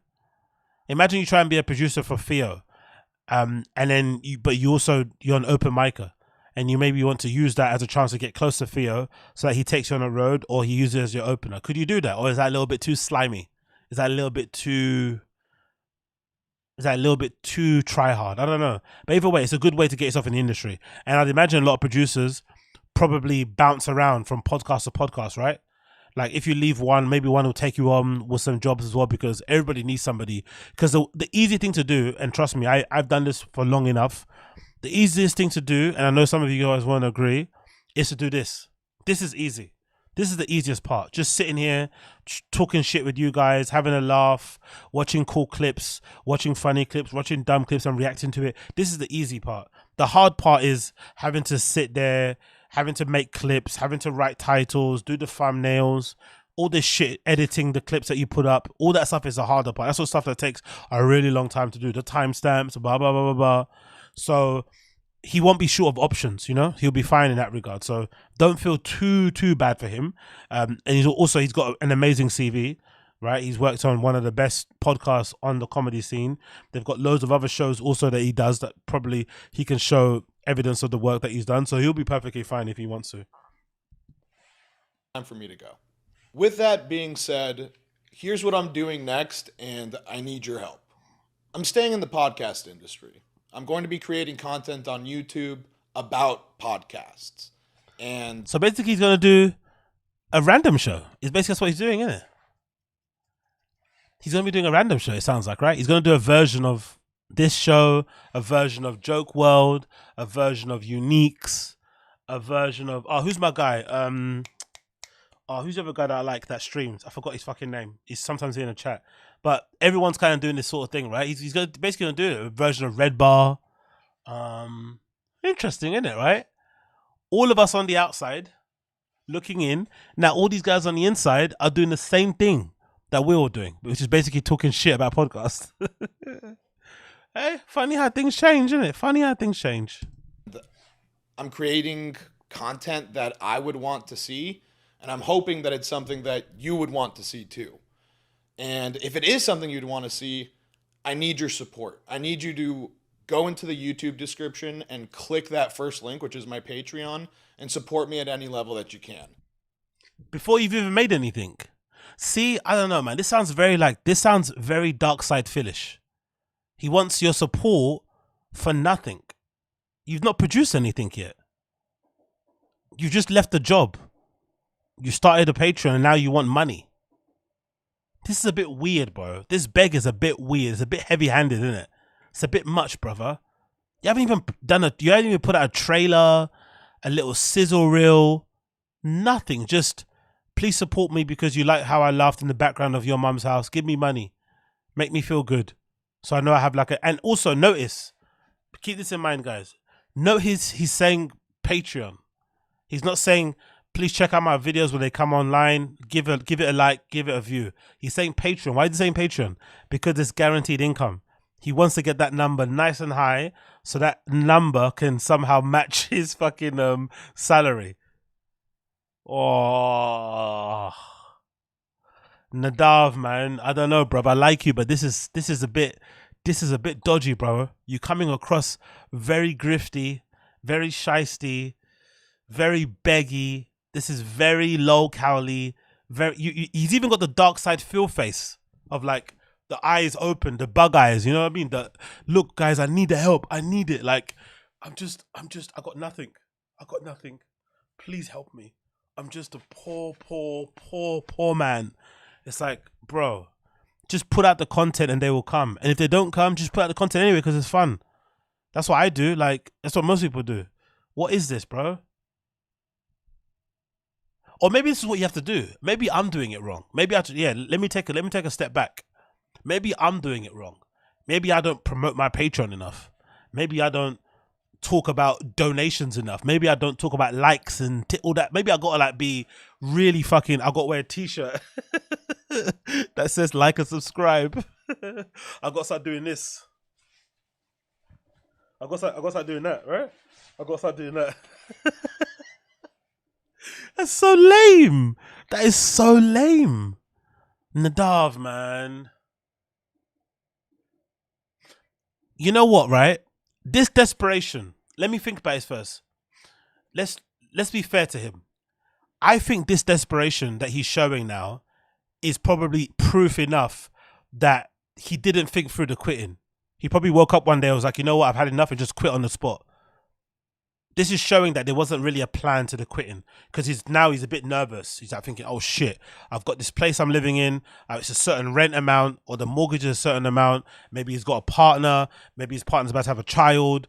You know what I mean? Like, he's starting to worry now. So it's proof that he didn't really think it through, the quitting. He probably just did it in spur of the moment because he woke up one day and was like pissed off. But he's really feeling like, oh shit, now I have to make money. You know, I don't have my salary anymore from fucking your mum's house, which is probably decent. I've got a feeling Tom and Christina pay well. I think they look after their people. I think even as Bert, you might not like Bert, but I think Bert also looks after these people. Like, he looks at somebody that pays well. Joe clearly pays well. So that's a big hit he's taking, you know? But yeah, this isn't it, bro. I don't like this. You got to put a trailer up like, hey, I'm going to play this clip. It's from my Patreon. If you like what you see, please subscribe. But in the first 15 seconds, he started begging. And now he's telling you to subscribe to his Patreon that's got nothing on there.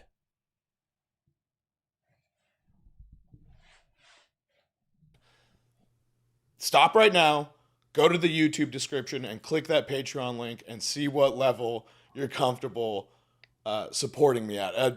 You guys are, over the last 7 years, I've realized you guys are the best fans in the world. Oh, bit of manipulation. I'm very fond of you over the last 7 years. Manipulation. I hope you've grown fond of me too. And emotional if you have, manipulation. Please go to the YouTube description. Oh, yuck. Click that link to Patreon Yuck. and support me at any level you can. On the more boring side, I'm also going to be doing some consulting, some for podcasts that you do know, some for podcasts that you don't know. And I've been considering putting together a masterclass on how to launch a podcast. Why would I buy your masterclass? Again, all due respect. Why would you buy a masterclass from somebody on how to launch a podcast when they just happen to be the producer of two of the most famous comedians within that LA podcast space? Yes, you helped them launch it on YouTube and you were there in the background, but what do you know about launching a podcast? You worked for two famous people. You know, like, isn't this a bit DJ envious? It's like those things I told you before about buying seminars, right, from people. Isn't this a bit like crypto, scammery? It's a little bit on that kind of vibe, no? Like, you know, DeFi shit. Like, why would you know anything about launching a podcast? You know, like, exactly. Hustlers University. It's a bit strange, isn't it? What would you know about launching a podcast? You don't even have you don't even have your podcast. Okay. From what I know, NADAV doesn't have his own podcast. From what I know. He never did one on the side when he was at your mum's house, which makes sense because he's probably working full time, doesn't have the time to do it. But you don't have your own successful podcast. What can you tell anybody about how to launch a podcast? Let's be real. This is kind of scammy.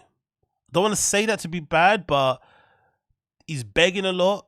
He hasn't done anything to ask for the beg. The beg's a bit heavy-handed. And now he's launching a And think about this stuff.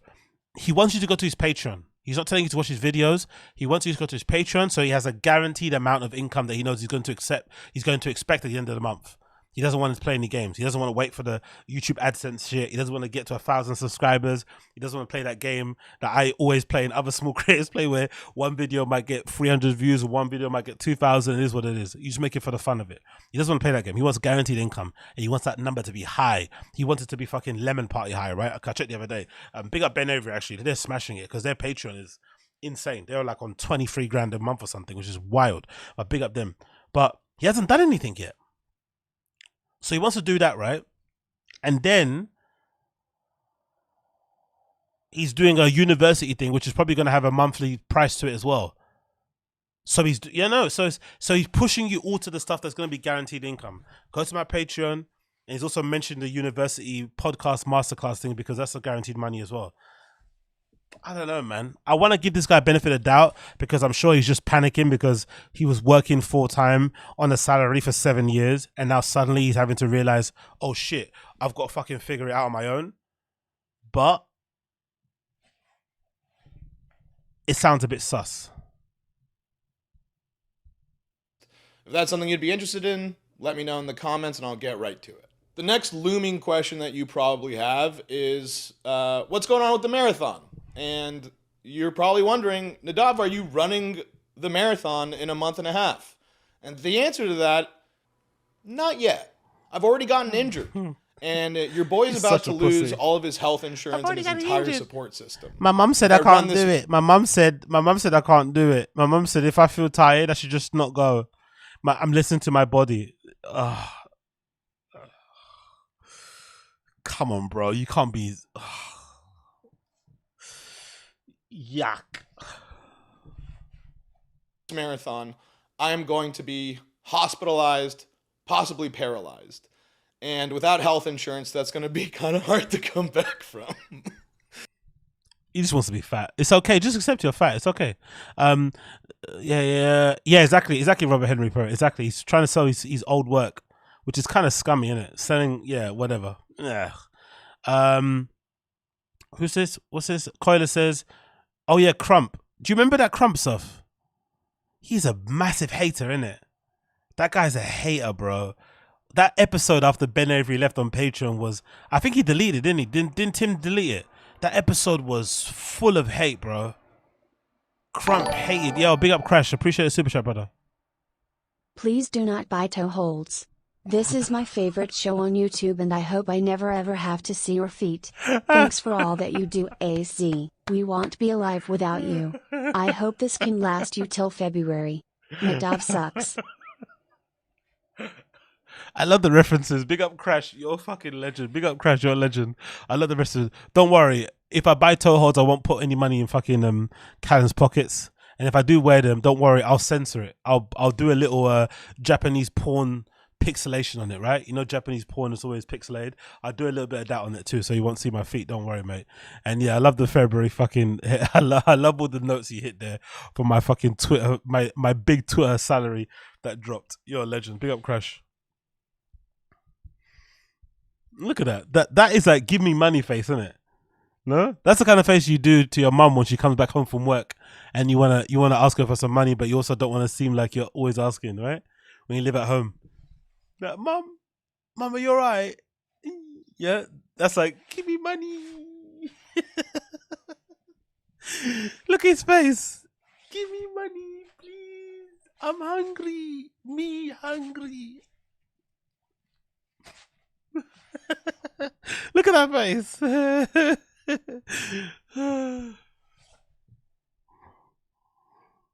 So I'm doing this actually like a reasonable person. I'm going couch to marathon the way a normal person would.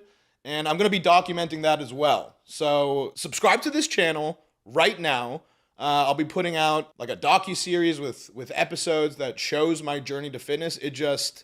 I've realized that it feels too good to weigh less than I did a few months ago. And if I keep going on this train and actually live a better and fit and healthier lifestyle, the longer I could be doing things that I like doing. Exactly, Cloud K20. The guy can't even use Google properly and he's going to consult and make content. Fuck out of here. But this is a thing that I think I miss. I really miss not having any shame. I miss having self-awareness. If I didn't have self-awareness, I'd be probably way more successful. And I also miss the ability to just grift with a straight face. Like, imagine if I sat here and said, I'm going to show you how to build a YouTube channel from like 0 to 1 million subscribers when I just got 20K the other day and I've had this channel for like 8 years. Why would you come to me? But I'll do it with a straight face. Like, I will show you how to become a successful DJ. It's like, what? You know, I wish I had that. I wish I had the ability to just like grift and be like dead serious about it. Like, yeah, I'll show you how to become a millionaire, but you're not a millionaire. I will show you. It's like, okay, I guess. And I think that's a cool lesson for everyone, including myself. So I'm not running the marathon next month, but I'm hoping in 12 months, 18 months. Who gives himself a 12-month timeline to run a marathon? By the way, let me give you some tips, guys. If you don't run, if you don't want to run a marathon, you don't have to. There's plenty of people that go to marathons, just speed walk them through. You run a little bit, you walk a little bit, you run a little bit, you walk a little bit. 12 months. There's women, there's old ladies who can barely walk who finish marathons. And this young man who's probably in his 30s, maybe early 40s, is giving himself a 12-month training program. 18 months. He's a lazy shithead, but he wants money from you. Exactly, Cloud K20. 12, 18, never. But give me money. Give me money, but I'm not going to run. How about, I like if his fans said to them, I would love his fans to be like, you know what? We're only going to subscribe to your Patreon if you start running. If you complete the marathon, we will sign up to your Patreon. Maybe that's what his fans should do. Something that a normal person who's my size could reasonably run a marathon in a healthy way. That's the way I'm going to be approaching. Yeah, exactly, Asad. Yeah, that's what I've always done as well. Best tip to run longer distances, run longer than you usually. Exactly.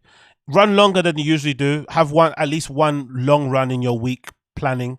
Like I usually try and do like 3 times a week, like Monday, Tuesday, Wednesdays and shit. But this week has not been the greatest. And then I'll do like a long run on the Saturday or the Sunday. And usually it will just be like a long, slow run. But that's usually just to kind of build up my overall endurance. And like most things in the world, the only way to get better at running is just to run more. It's really, it sucks to hear it, because running I still think is one of the hardest things to do, and I fucking hate it every time I do it. But it's also amazing after after the first mile and stuff, you feel fucking incredible. But when you got started, the first 200 meters, 800 meters, is like, oh, you just want to give up. But marathons aren't that deep, man. Plenty of people walk marathons. Like, this guy is fucking crazy. And I hope you guys tune in along the way and see how I'm doing, because I'm certainly going to be sharing my journey. So now, the moment that you've all been waiting for. You've sat through this huge bummer of a video to now hear this secret about Two Bears, One Cave podcast with Tom Segura and Bert Kreischer. And that secret is that in episode 1, me, Nadav Itzkowitz, shit my pants. I shit my pants during the first episode of Two Bears, One Cave. I was transitioning into keto, and whoever's done that knows you get bubble guts, and either Tom or Bert said something that really fucking made me laugh, and it just created all this pressure in here. And in the middle of a laugh, pressure released in the form of me shitting in my pants. Great secret. Never tell it again. Why meant to do that information? Oh, amazing. He shit himself. Bro, what is this humor, man? He could be making this up for all we know. We have no proof of this. Is there a picture? Is there like a clip of this on his Patreon? What do you want to do with the information?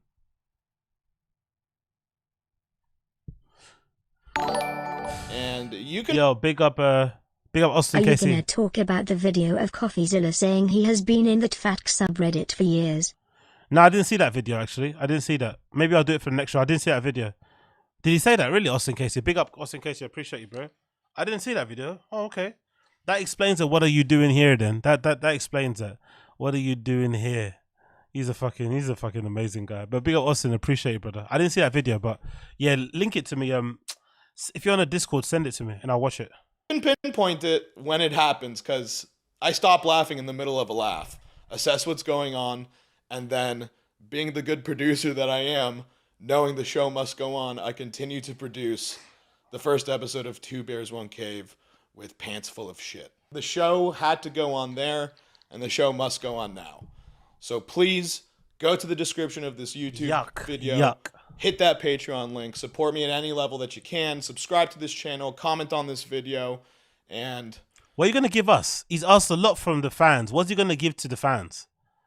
Has he done anything? Let's go to his channel. What's he actually done? Okay, he's already got 20k subscribers. Jesus Christ, bro. 19. Fucking hell. Being associated with a fucking thing is helpful, isn't it? Well done. So let's see what he's got. I wanna see Oh shit, the comments. Yeah, we'll go back to the comments. One sec. Let me just see what other videos he's got. He's got 10 videos on here. Okay, he hasn't done anything from a while ago. He's got that. He's got this. Okay, cool. So nothing really. Zero. Not really anything important there, to be honest. Nothing really. Not much. Let's go on videos here. 19k subscribers. He's got videos here. He looks different when he's not got a beard, doesn't he? He actually looks better without the beard, no? No? Don't the ladies in the chat agree? Doesn't he look way more handsome here without the beard? He actually looks pretty good there. What else has he got here? Okay, so nothing really. So he's got nothing going on there. So let's go back to the video. Let's see what he's got in the fucking comments. Good call there, Uche. Actually, I forgot. I should have. Let's see if I'm the only person that felt the way I did about the video. Let's see what the fans said. I've got a feeling the fans. I've got a feeling he's got enablers. He's probably gonna have a few. He's probably gonna have a few. He'll probably end up having a few. I won't even call them pay pigs. You'll probably end up having a few hardcore fans from your mum's house who don't like the pod anymore coming over to his show because they hope it replace him. So let's see. I think the fans are gonna like him. Let's see what they say here. Let's see if they make any comment about the thing. Nope. So your laugh from the booth will definitely be missed. RIP OG booth boy. Crazy how good AI is getting. It seemed like NADAV just passed away yesterday. Lols. Even if you're no longer there, the real mothers will always remember your laughter. You produced the best years of your mum's house. Instant sub. Honestly, I had no idea how much I loved NADAV until now. Truly, his laugh has made me laugh thousands of times, and it brings me tears and happiness. Dude, so much love. Bro, he's not dead. Let's just relax. You were a bigger piece of Weyamek than a lot of us could probably even imagine. Good luck on your next project. I'll be watching. NADAV finally got tired of Tom wanting to watch him get paralyzed in serious accident. Can't wait to see what comes from your journey. We are all going to miss you so much. At least I know I will. I'm a bit heartbroken to see you go. I hope that this is a new chapter is everything you want to be regardless, but that's all any of us could ever hope for. Hope you can come back to visit Tom and KRISTIN occasionally. You had a huge hand in making that show what it is today. Farewell, native. I can't wait to see what you do next. I wonder if some of these people have said these type of things to their own relatives when they pass away. They've got more emotional, soppy words to say about strangers they've never met than their own family. Crazy, isn't it? I would probably do the same thing if I was a huge fan of them like that, but it's just interesting to read. NADAV, you were the best at YMH. Changing anything in your life takes strength and perseverance, whether it's a diet, housing, or job. You've done it all. Keep it high and tight. This change took mad courage. You are loved. So yeah, no one's calling out the beg so far. I'm the only person that's calling it out, I think. The beg's a bit weird. No one's saying anything about the beg. Dude, I'm proud of you. I'm proud of you. Let's go, buddy. Here to support. Bro, you were great. As long as there's no bad blood between you, I'm proud. We miss you, brother. It's not sad. Damn right. You got support here, NADAV. Podcast won't be the same without you. I'm bummed. Patty's on his own. Good on you. Oh, Bobby, I'm so proud of you. Yeah, no one's really calling out the beg. Okay. Everyone loves him. So I think he'll be fine. I think he'll be making 20 grand a month on Patreon pretty soon. Let's see let's see what he's actually, let's sort about new. Let's see if anybody says anything new. Let's see about new. Let's see newest. Oh, okay, cool. You put a video in the Discord. Okay, I'm going to watch it now, actually. Let's pull it up. Thank you, Koila. Appreciate you, brother. Let's see the Discord. Bear with me a second. I want to pull up that video too to watch it. I'm doing everything in 2 times. Exactly. I told that shit myself. Now give me money. But don't give me money only give me money through Patreon because that's guaranteed income I get every month. The other stuff, forget it. Just give me that kind of money. 1 second, let me just load up the Discord. My computer is not the fastest, so you have to bear with me a second here, guys, as I load up this video. Let's see what it's saying here. It was the Googling, wasn't it? Will you include the death videos? Fuck, man, this is so sad. If you're doing good, NADAV, this is a new level. Oh, okay, cool. This is a bit aggressive though. It's a bit much. This is a bit much. You're doing good. Wow, Nadav, this is a new level of pathetic. I support entrepreneurs, but you make it really hard to support you. Tom and Tina's grace as former employees is first class. No thanks. Don't let the door hit you on your Moose Soup Jackie Joke Man sequel. Okay, I love this. That word you're not meant to say. Jonathan, aka not subscribing to. Okay, this is a bit too mean, to be fair.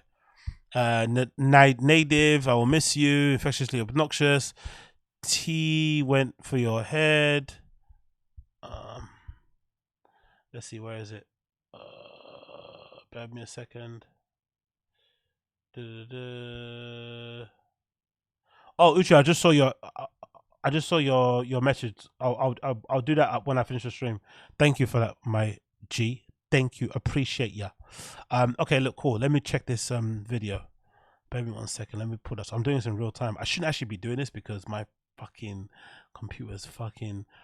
It's vibrating right now as I'm trying to get Discord to load up at the same time. It's vibrating. I swear to God. Where is it? Somebody linked it to me, right? Where did you put it? Where did you put it? Where did you put it? Where did you put it? Oh, where is it? Is it in videos? I guess it's in videos, right? Bear me a second. Bish bash bosh. Where is it? Is it in links? Oh, it's in links then. Maybe it's in links. Oh, no, it's not. Where is it in Discord? Or did I just miss it? Maybe it's on channel stuff. Is it on channel stuff? Let's see. Oh, there we go. Yeah, I got it. Thank you, Austin Casey. I appreciate you, brother. Thank you. Okay, cool. It's there. So let's go back to this quickly and I'll watch that video. Already told us your shit. I thought you were dead. Why did you leave? Don't get it. This is the gayest shit ever. It's not true. I know it's so funny. Thought you were made to run a marathon. Record a sound bit. PF your laugh. Happy for you, brother. Okay, so I'm the only one that's really seen an issue with what's going on here. So let's see his Patreon. What's happened since he put this video out? Has his Patreon gone crazy? Let's see his Patreon. Let's see. Because I'm currently on what? I'm on like $30, isn't it? I've got the big bucks, right? That 30 and plus the Twitter 20. I'm going to be fucking buying a fucking Lamborghini very soon. Holy shit. He's already making $1,000. He's got one thing out. Holy shit. Okay. That begging helped, innit? He's already got $1,000 and he's not got one bit of content out. Holy shit. Fair enough, man. Fair enough. Fair play, man. The begging worked. The begging fucking worked. Exactly, Koila. Balenciaga fucking loading. He's got one post that's not even the content. No trailer or nothing. Just, I'm going to be making stuff. And he's already got $1,000.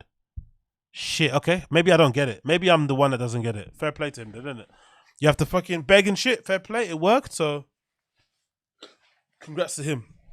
Let's see what happens going forward. I'm eager to see how it plays out. Will he do that thing where people like get loads of support early on and it doesn't follow through and then it turns into a bit of an issue? I wonder. What do you think is going to happen? Do you think he's going to follow through on his promises? Will he stop, like, you know, he'll just leave he just start getting lazy and shit? I wonder. I don't think so, because he's a producer. You'd have to have good work ethic to do that kind of job, innit? I don't think he's going to be lazy and suddenly not do it, but it would be funny if he did and it turns into an issue. Like, he's super beloved. Everyone fucking loves him. He's got all this goodwill and then he fucks it all up by not following through. He will follow through in 12 to 18 months. Exactly.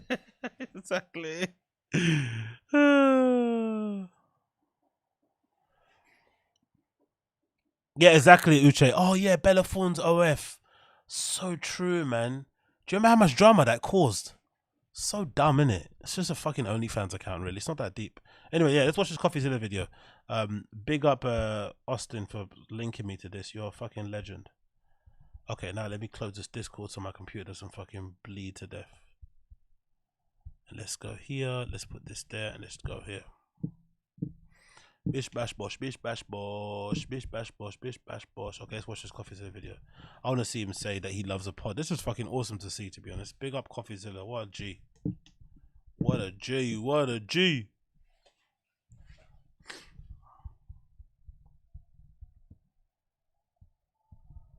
Okay, oh, well, my bad, I didn't switch the cameras. Boom, scene, sorry, there we go. Let's see what he's saying. Come on, bro, load for me, load for me.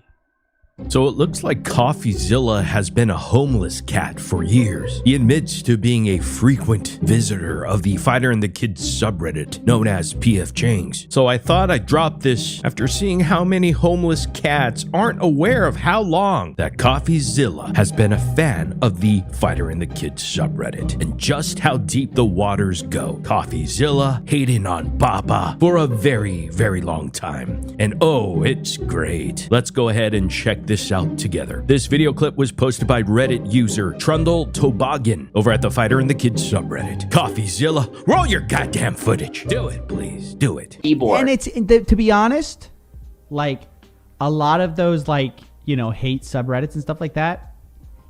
I think they more do it because they find it funny.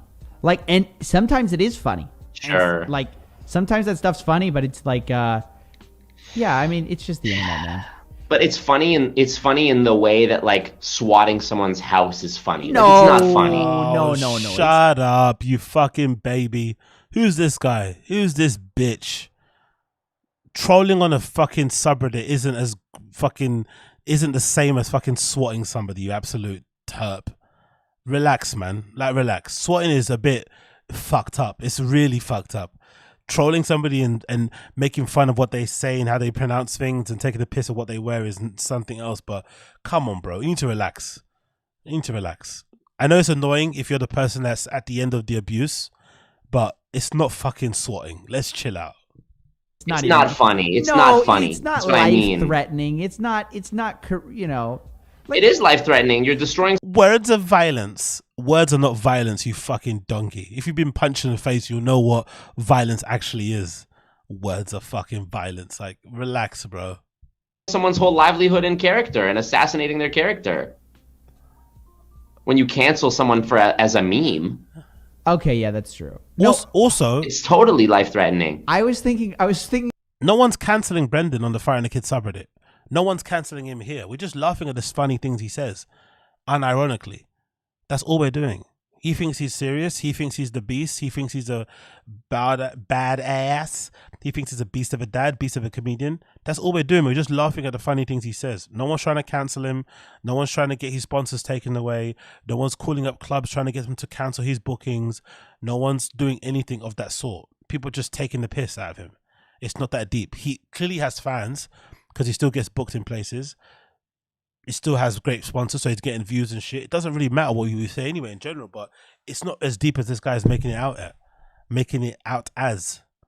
And it's not cancel culture. Like, having trolls isn't a form of cancellation. Can people say that, please? Aloud. Having trolls isn't a form of cancellation. You just have trolls. It just is what it is. It's just random people on the internet who decided that you are fodder for them to laugh at and point at. That's all it is. Please. Specifically, there's this one subreddit that I follow that I selfishly indulge in a little bit. Have you heard of the Fighter and the Kid? Of course, yeah. Dude, they have a hate subreddit. And I don't even mind those guys. I don't even mind. Like, I like them. I like the guys in the show. It's all Brendan Schaub. Everyone's saying Brendan Schaub. The guys on Reddit are funnier than the comedians. Yeah. And like, I just Great like, guy, and I'm laughing. So I'm like, I have tears in my eyes watching some of this stuff. No, and it's I'm like, funny. And I'm like, okay, that's so funny. I want these guys to have jobs, but it's so funny. Yeah. So, dude, the fans of that show have their own subculture, which is literally just about hating on Brendan Schaub, saying he's gay, saying he has Down syndrome, whatever. You know about this. Of course. Yeah, dude. There's like some cats. Any cats in the chat? Yo, Philip Solo TV, dude. Facts. Lucky enough. Now here are the Reddit comments. Do people say he's got... I don't see anybody taking the piss and saying Brendan's got Downs or that he's gay. They just take the piss out of dumb things he says. Don't get me wrong. The whole redacted thing is what we know what redacted means. But as well, that guy is always missing the mark, isn't it? Who's insulting Brendan for being gay? No one's doing that on there. Even if he is, if he wasn't, it's not. It's just taking the piss out of the funny things he says or the lies he makes up. That's all. It's not that deep. Oh, they call him like he's got Down syndrome and that he's gay. It's like, huh? What? What are you talking about? Okay, exactly, Martin. He may be a touch redacted himself. The guy's projecting. Exactly. It's so exactly true. The guy's projected. They say that to him. Yeah, but I love COFFEEZILLA, man. I love COFFEEZILLA. I love him. I love him way more than the other guy. The other guy, when his friends got done for that, was it Forex? What's his name? Is it Sean Parker? Who's the other anti-scam guy? And then his friends got revealed, and he didn't keep the same energy. I stopped listening to him. I don't listen to him anymore. I think his name is Spencer something, right? I only listen to COFFEEZILLA. That Spencer guy he made me not be a fan after that whole thing. I wasn't a fan of him after that. But yeah, I love Coffee. I don't care if he's... Don't get me wrong. The comedy bits, things that he does on his show, they're a little bit corny and lame, right? The comedy things he does where he's speaking to a robot, it can go on a bit too long. It's a little bit dad jokey, right? It's a little bit much of a dad joke. But I love him. Cornilla, yeah, you're never going to get me not to love Corn. Some of you may not like him on the chat, but I love him. Yeah, that robot annoys me. Okay, buddy. See, people hate the... Okay, you might hate the robot, but you don't hate COFFEEZILLA. Come on, be fair. I know the robot is still him, but he does that voice. Yeah, man. Hey, what did the chicken say when they crossed the road? He thinks he's being so funny as well. I don't know what that humor he has, but yeah. He loves that fucking robot thing.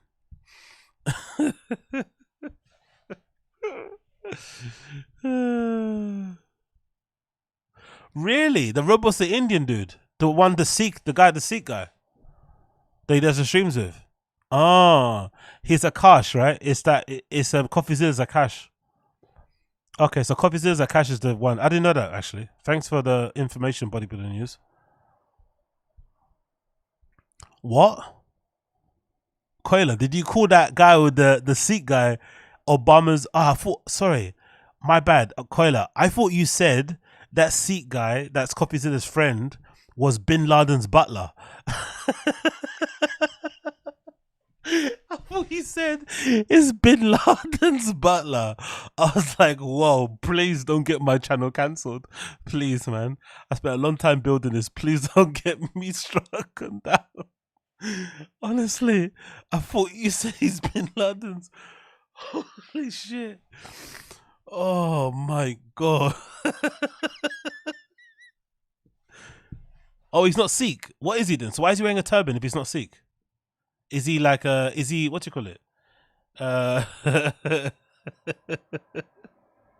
Is that Sikh stolen valor? I thought he was Sikh. Okay, fair play. Sikh stolen valor. Who would have funk it, eh? Sikh stolen valor. Let's continue here. Oh, we got some clips to play in it, right? What clips we got to play here? Oh, let's play some clips actually before I leave you guys. Let me play some clips. Stamp it, kind of rich dad, burning everywhere, trials, why to do this, kind for season 2. What's I got here? The time burner just told a story about spitting. We got this. Yeah, let's do this one. Not that one, not this one. Where is it? Yeah, let's play this. Got a couple clips to play and then we can continue. Let's go. Let's do this. Let's do this. So what's this one? This one is, watch this. He drives it. Okay, so he's now playing golf. Interesting. Brendan's a golf dad now. Don't you get the feeling this guy's just desperately searching for a personality? I know we all do it in our own way. I've already complained about me not going to the clubs as much as I would be. Like today, I should be somewhere in some toilet cubicle doing fucking lines off of an iPhone. But instead, I'm here streaming with you lovely people. Right? But we're all trying to find our little things to do, especially the older you get. But I don't know. It just seems like he's just a bit lost, isn't it? Is he going through a midlife crisis? The truck, and now he's doing the fucking golf. He's wearing like Bass Pro Shop hats and stuff. What do you think? He's trying to do, yeah, it's like he's trying to, I don't know, maybe I'm reading too much into it, but does he feel like he's trying to find something to like make him passionate or something? I don't know. Oh my God, Bodybuilding News, don't say that. Bodybuilding News, don't say that. Thick Boy Golf Club. Oh, don't say that. You know that's coming, innit? You know that's coming. Oh no, we're going to get Thick Boy Golf Club, innit? Thick boy golf club gloves. Oh no, it's happening, isn't it? It's gonna happen. Fuck, you just know it's happening, man. He's gonna grift the fuck out of this. He's gonna start making shirts and shit. Anyway, let's play it. Let's see what he does. I've never played golf, so I don't know what's a good swing or not. So if you guys in the chat know how to play golf, let me know. I don't know what's good and what's bad. Calling all of Spokane. I will be there this Thursday, Friday, Saturday, Spokane Comedy Club. Best believe you better get there. Now watch this drive.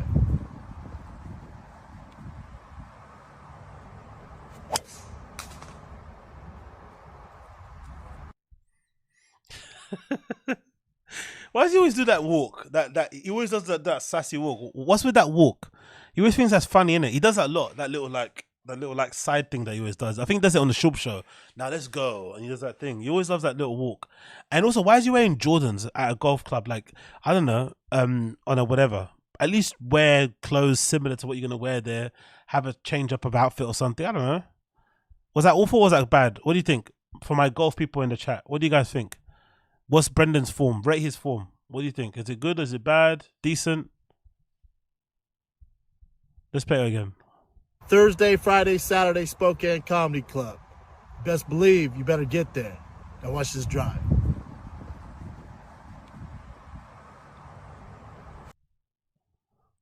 Got the left foot up there. What's that? Show the swing again, please. There you go. Here's a swing. What do you think? One more time.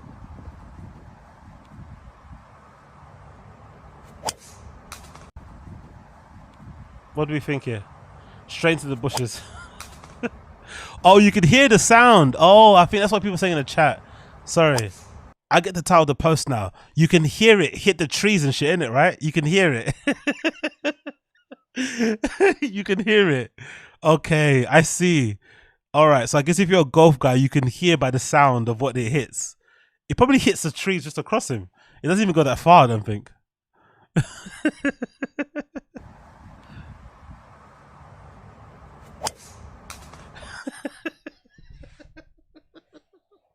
He can hear it. It just hit a tree or like a bush in front of him.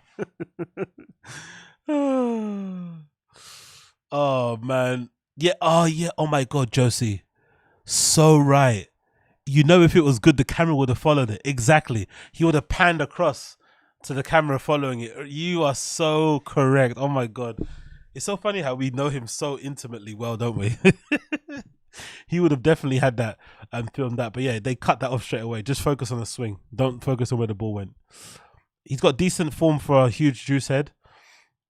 Okay, cool. Crash said his form is decent, but he just didn't hit it anywhere decent. So unlucky for him. But Brendan's trying to find a personality in golf. And that was to promote the comedy gig in Spokane. I think I've got the Spokane Instagram up here somewhere. I want to see what they said about him because I think the comments have been quite brutal. So let's check. This is the Instagram account for the Spokane Comedy Club, right? There it is. It's got 10K followers, 3K posts, 1K, right? So it's a pretty decent enough, of a following. But you wouldn't expect it's a decent enough following to have this amount of engagement. And you know why? It's because it's Brendan. Look at all the other posts, right? You got fucking Mick Foley, right? Mankind here. 8 likes, 0 comments. Because it's a small account. You got whoever this guy is, Ryan McComb. 3 likes, 0 comments. You got other posts here with nothing. Then you go on the Brendan ones, right? 20 comments. 68 comments. This one with the video, 35. Another one, 10. Like, he's got all the highest engagement, but it's not a good thing, You know it's gonna be a bad thing. So let's go from the bottom looking up. Let's do this one. Yeah, there you go. They promo hard, innit? Oh, is Spokane the comedy club that Jay Moore owns or is a part of? Is that why he was on The Fighter and the Kid and why Brendan performs there now? Yo, this comedy scene is really who you know, innit? A lot of it. Yeah, you've got to be funny, but if you know the right people, you can get bookings all the time. I swear Jay Moore's involved in this club. I swear he is. No? Isn't this a club that he bought? Or he tried to refurbish or something? He's everywhere. Look, he's all over it. Brendan again there. Oh. This explains so much, bro. Huh. Let's see. Maybe I'm wrong. I don't know. But I remember there was a comedy club that J Moore bought or refurbished or something. He took over or something. I remember. Maybe it's not the right one. Who said here? Crash said it's thought it's a Laugh Factory. Maybe it's a Laugh Factory. Oh, it's the Ice House. J Moore. So what? So Genie Bus owns the Ice House. Fucking hell. This makes so much sense, innit? Now we know about Cast Media and Podcast One. All the guests that the fucking Fire and the Kid get, if you look through the fucking Podcast One roster, you'll see a lot of people who have their own podcast on Podcast One also be guests on the Fire and the Kid. So there's that sort of thing, right? So signing to a network, you get instant guest. But then you also get the benefit of having fucking, you know, if one of your friends in that pod has, you know, has a comedy club, you get to perform there too. Insane. Anyway, let's go for the top up. Let's go for this one. Let's see this date. Let's see what the comments say here, because 9 comments already on this small account. Wow, a verified user. Who's this? He came in straight away. Gringo Pappy was the worst 25 minutes of my life. I watched it for free and I still want a refund. Who's this? Aaron. Who's this person? Is that a comedian too? Okay, some sort of illustrator, I guess. Figure drawing, perspective. Jesus Christ, bro. With a verified comment. Okay. Why would you book this hack? Don't want that. Boo this man. Okay. 17 likes on that one. Let's go on another one. The comments are brutal, man. Oh, damn it. Fucking Uche. With your common sense. Okay, so Instagram has verification buying like Twitter. I didn't know that. I thought you couldn't do that. I thought you could only get verified if you have an account. So it's weird then. So I wonder why no one's jumping on the verification on Instagram. Because I feel like everybody on Instagram that I follow, or people in general I come across, everyone's got a verified account on Twitter. I feel like more people have bought Twitter verifications than maybe Instagram ones. I don't really see regular normies with verified accounts, but on Twitter you see accounts with like 2 followers that are verified. Another one here post, it says, because paying for IG is great. That's what you meant, right? Body News, right? Ain't no chatter about Bean Deep. No. What's that? Bean Deep. I said Bean Dip. Bean Dip. Maybe you should listen to the chatter Spokane. Fucking hell. They okay. I don't agree with trying to tag them and trying to get him cancelled. Let's not do that. Another one. Let's see another post here. This one here with 10 comments. What's this post say? 10 comments. 1. Gringo Pappy just embarrassingly bad. I almost feel sorry for him. The guy with the worst special in history. I don't want that. That field line is fucking legendary, isn't it? That's a Hall of Fame reply on a podcast. I don't want that. 8 likes in 4 days. Sheesh, that's rough. No. I mean, I love Rogan, but I won't go Brendan's show, but I'll do some bench presses with him. That's actually more insulting. I'll go to the gym with him, but I'm not going to watch him do comedy. Big Gay Papa, Dana White's face there. Let's do another one. That special one. The one with a clip of him doing comedy is going to get roasted for sure. What's this one say? I hope he mentions beans and cheese.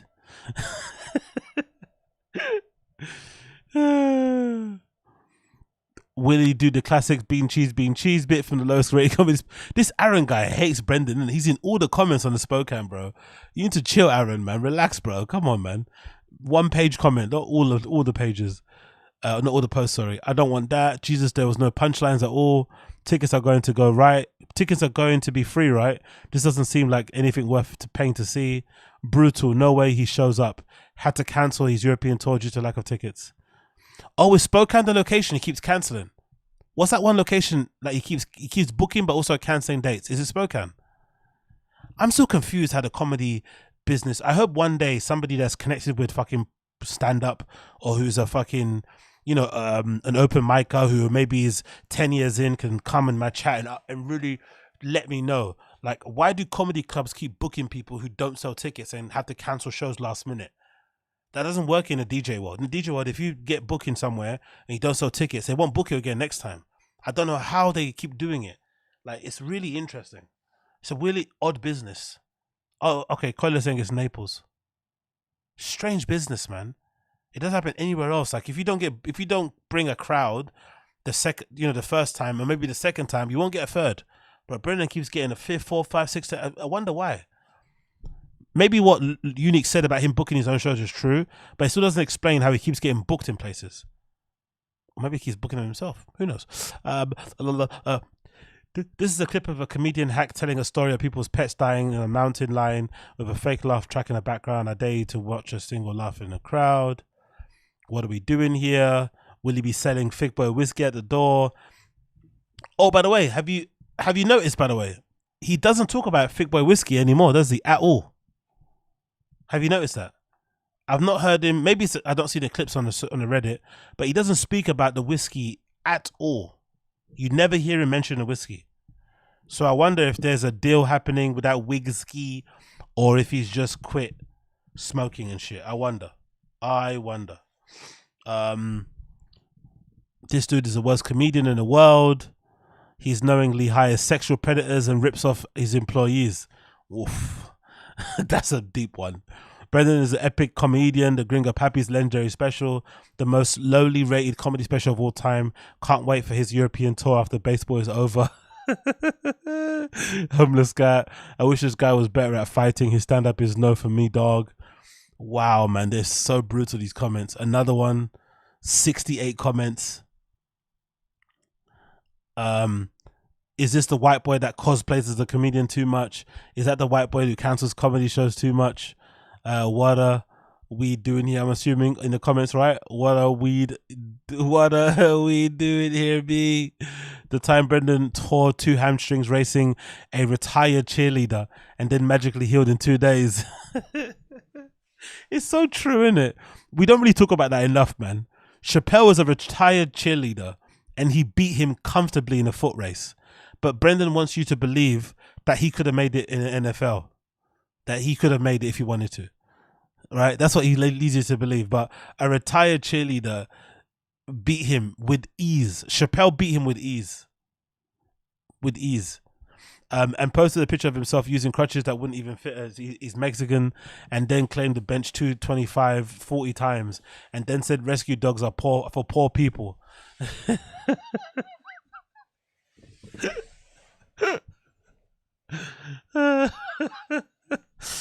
$1,000 on them. Us civilians won't understand.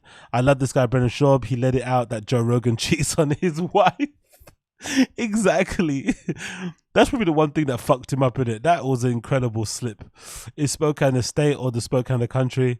B came here for the talk shit in the comments, but looks like it's been handled. Bean cheese. I heard Spokane DA is getting recalled. Oh my god, bro, the comments are brutal, absolutely brutal. And then the last one here, 20 comments. What it says here. I don't want that. Yeah, this Aaron guy does not like Papa, man. He's everywhere on the post on Spokane. Paper the room, this bozo couldn't sell water in hell. Is this guy who thinks he's a great at comedy but really isn't. He had a live show in my backyard. If he had a live show in my backyard, I would go to my friend's house. Redacted. Has Papa cancelled these shows yet? 100, but better be the last time. Nostros pipe. What? Better be the last time to nosotros papaya. Here for the comments. I grabbed the popcorn. Just here for the comments. B. Homer's cast. I wonder how many people showed up. LOL. Oh, it's today, isn't it? It's today. Is it today? Oh, it was yesterday and today. Okay, let's see if we can get any. I won't be able to see any in here, innit? Oh man, let me go on my phone. Let's see if I can see any posts on there. Oh man, honestly, nosotros papayas is fucking hilarious. Let's see if I can find. Was it Spokane Comedy Club? Oh, it's Saturday night. Okay. Oh yeah, true. Because I'm ahead of you guys, isn't it? Fuck. It's 21st and 21. Yeah, you're right. No, actually, it might be already. No. Spokane comedy. Let's see. Spokane. How do you spell that? Is that right? Spokane? Oh, Spokane. Spokane comedy. Spokane comedy. Let's see if we can find it. Bish bash bosh. Spokane comedy. Please load up, you piece of crap. There we go. We found it. Let's see if they've got any posts here with their location. So maybe you can find people's Instagram story. That's how I find these stuff. You search for the location via the post, and you can maybe find. Yeah, there we go. It's been geotagged. Let's see if anybody posted an Instagram story about it. No Instagram stories. None. No Instagram stories about it. Let's see if there's any recent posts about it that we can maybe check up on. I doubt it. Yeah, nothing. Okay, no, there is a Brendan post actually. There's a couple people that saw him. Look, as you can see on my Instagram. Can you see that? There are some people that have seen him out. Let me actually see if I can save that.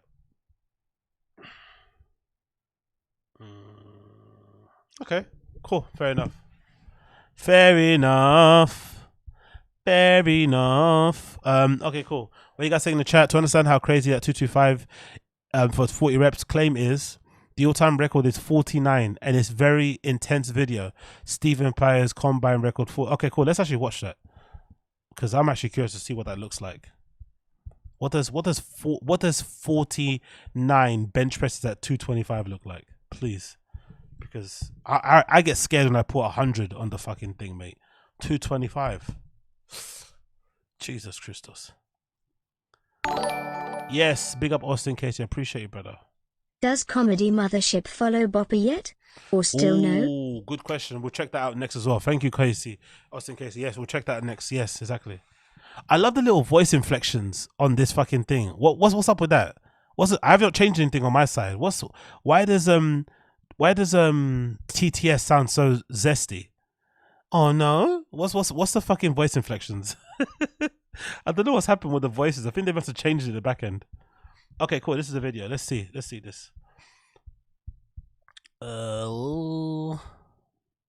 Let's go this. Let's go here.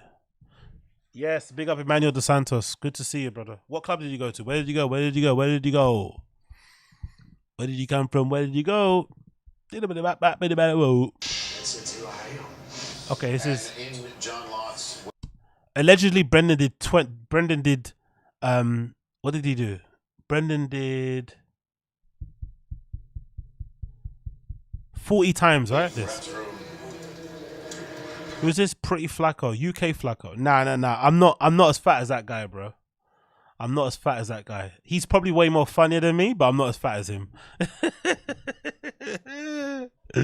He'd probably argue with me as well and say he thinks I'm probably fatter. That guy is fucking incredible. Big up Flacco. Big up Flacco. And we'll just listen to it. You can hear not only the exhortations of John Lott, but also the camaraderie, not only from the players, but take a look at the coaches in the stands too, as PAEA was aiming for the all-time, or since 2000 record of 45. Jesus Christ, bro. Do you know how aggressive and beastly that is? He's benching 225 like I bench 20 kg to warm up, you know? He's like, just look at my biceps will tear, mate. Yo, big up Emmanuel Dos Santos. Where did you go to? You went to Arroz Estudios in Lisbon. Oh, nice. That sounds crazy. Let me actually check on my phone. What does Arroz Estudios look like? Arroz Estudios. Let me make sure I'm rolling my R's. Arroz con queso or arroz con pollo. Let's see. Estudios. Let's see what this club looks like. What does it look like? Is it a club or is it a location? Where is it? Ooh, I like this place. Outside, open air. It's got an inside too. Ooh, I like this, man. Fuck, bro. Let's start looking at clubs. Let's go back to the bench presses. Fuck, bro. I want to get out and just party.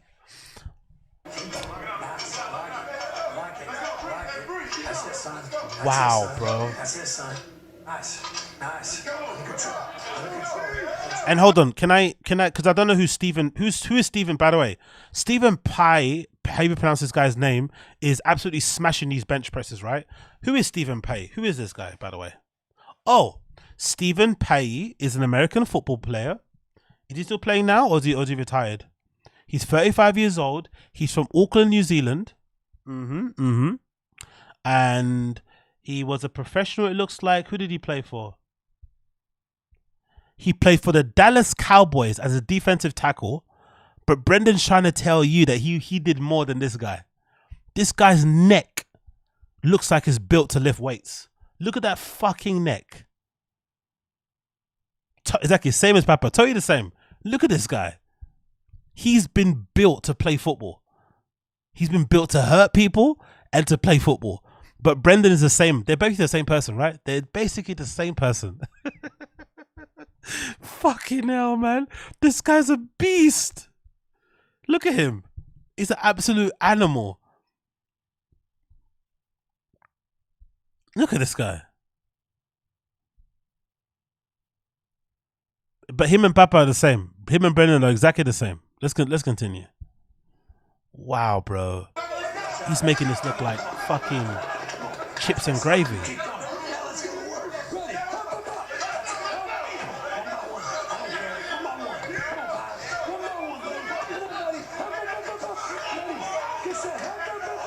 Light work. Up.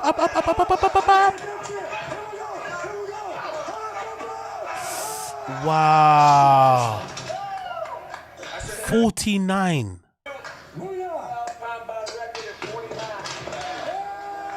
Wow, man. And Brendan wants to tell us that he did what? How many? Actually, can we see is there a video of Brendan bench pressing? Brendan Shaw bench pressing. Can we see that?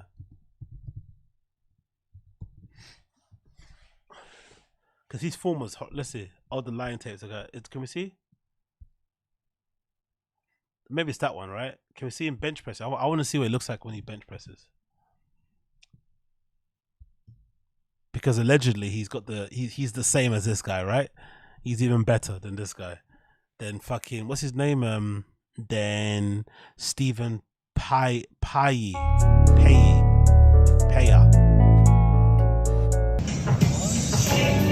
Oh, there we go. Opening frame.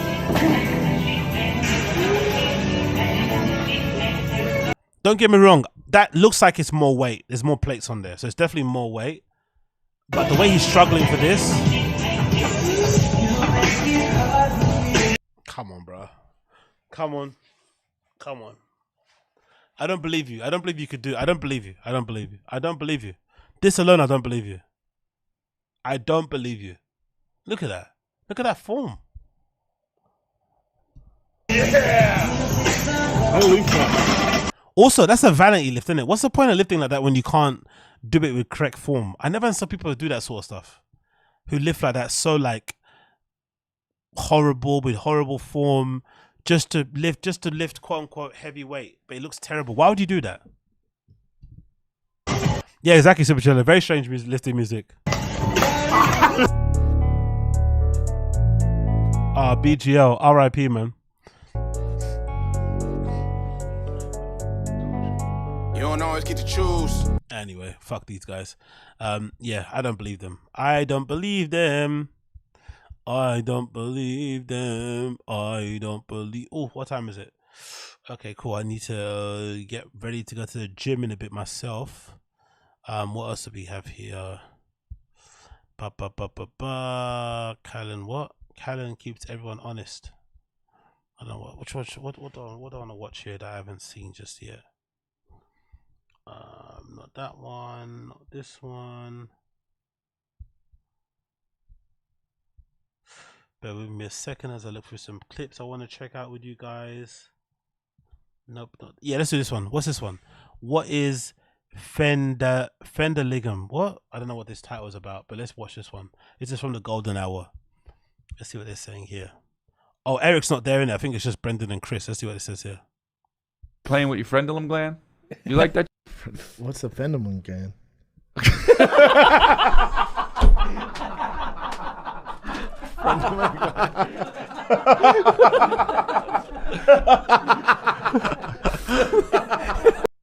Is it me or is this like a fake laugh? Why are they laughing so hard about something that's not that funny?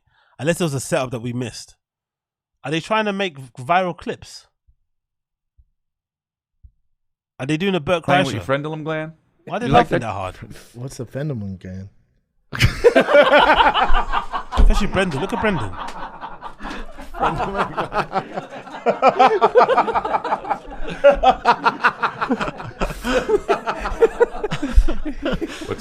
I love how everybody at the back has to laugh because they're getting paid, innit?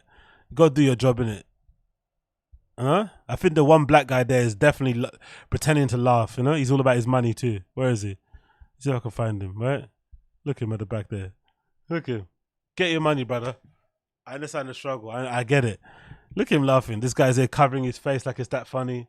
Is it really? I would love to know how old he is, you know? One time you look at him, he looks like he's like 50. Then he looks like he's 35. Like, he's got a weathered face, innit? He looks like somebody that stays up all night playing like solitaire and like, you know, gambling online and shit and drinking energy drinks or pissing into bottles and shit as he's doing that stuff. No, he looks like he does a lot of online poker. That's an online poker face, you know. He looks like Adam 22 without the money. You know, he's got a strange face, man. Like, very interesting face. What's that? He's a meth baby, no joke. Oh, he really is, actually, for real. Okay, I'll take that back then. If he actually is, because he's got a very interesting face, man. Like, where's Chin? Is Chin laughing? Oh yeah, there's Chin. Doing his best Texan laugh, right? Doing his best Texan Austin laugh. Oh, he talks about it. Oh shit, I didn't know that. Okay, cool. I'll take it back then. No hard feelings, my guy. You're a good dude. You're just like Gingerban. You're better than him, actually.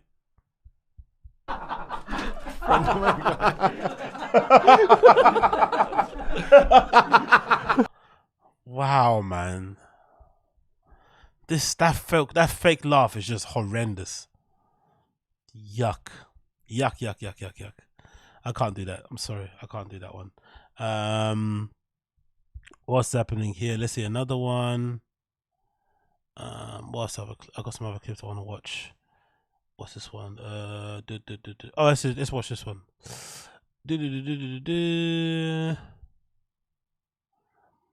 Not that one. Which one we got? One.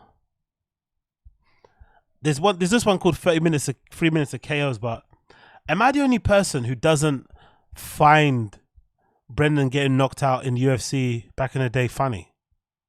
I find this a bit mean. He fought at a really high level. He weren't good enough, don't get me wrong, but I don't get any satisfaction out of laughing at him for getting knocked out in the octagon. I think this is a bit much. You know, when people make these compilations, it's a bit out of order. What do you think? I don't really get any. I don't find this funny. I find it funny more laughing at the dumb things he says, but I don't find it funny watching him do that thing that he did. You know, it's not. I don't know, because he was clearly out of his depth. He tried his best and it didn't work. You know what I mean? It is what it is. But at least he got in there. Most of us, myself included, I would never fucking do it, and I did fucking 6 weeks doing fucking Group 1 Muay Thai classes, and it fucking hurt. I can't imagine ever stepping in an octagon. 16. What the Super Jealous said, grown men should never use the word mean. That's fair. We got one more guy coming. Question is he a mixed martial artist?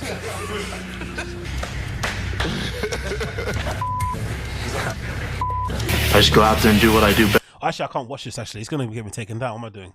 I can't do this on stream. UFC's fucking crazy when it comes to the copyright stuff, so let's not do that. As Brendan Short tries to get into the comedy mothership. What's this? Oh, I guess it's a live stream. I'm trying to get in there.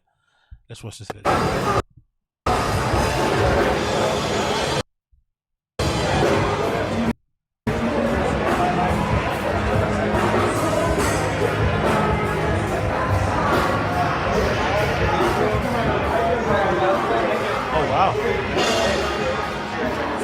Appreciate it. Can I help you? Oh, I'm sorry. Yeah, I'm with the crew. Which crew? The camera crew, the media crew. No, you can't. Yeah. Hey, whoa. Hey, I'm sorry. I thought. Wow, bro. How much security do they have there? Fucking hell, mate. It's at TSA. This is America, bro. No. I thought this. Oh, Is that a police officer? I'm sorry. I thought this was America. I'm with They've got security, former Marines probably, the crew, and bro. police. I'm with the crew. Joe sent me. Hey. Joe sent me, bro. Joe sent me, dude. Joe sent me. Pretty scary, isn't it? They got a lot of fucking white dudes in tight polos, tucked into slacks. He told me. He sent me. He sent me on. Security staff, you can't get inside. Okay. Talk to them first, right? All right. Well, you'll be hearing this from my people.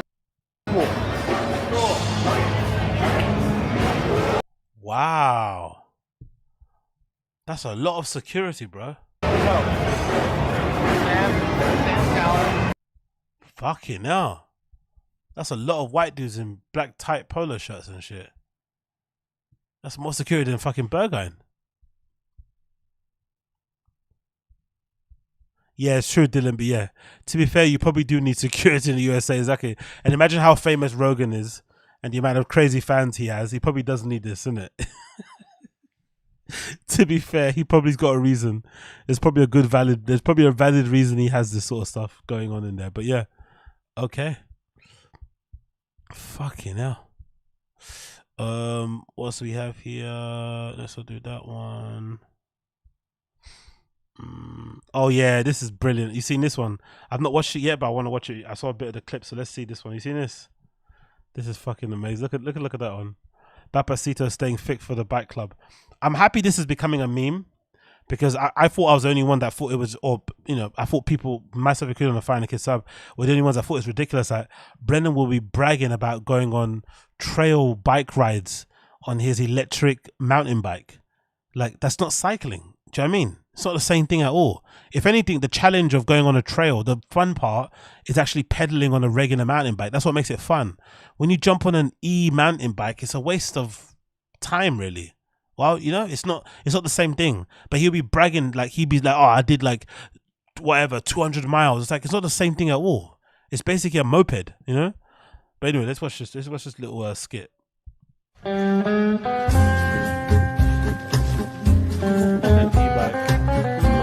Way up there. Normal bike. Look at this. E-bike.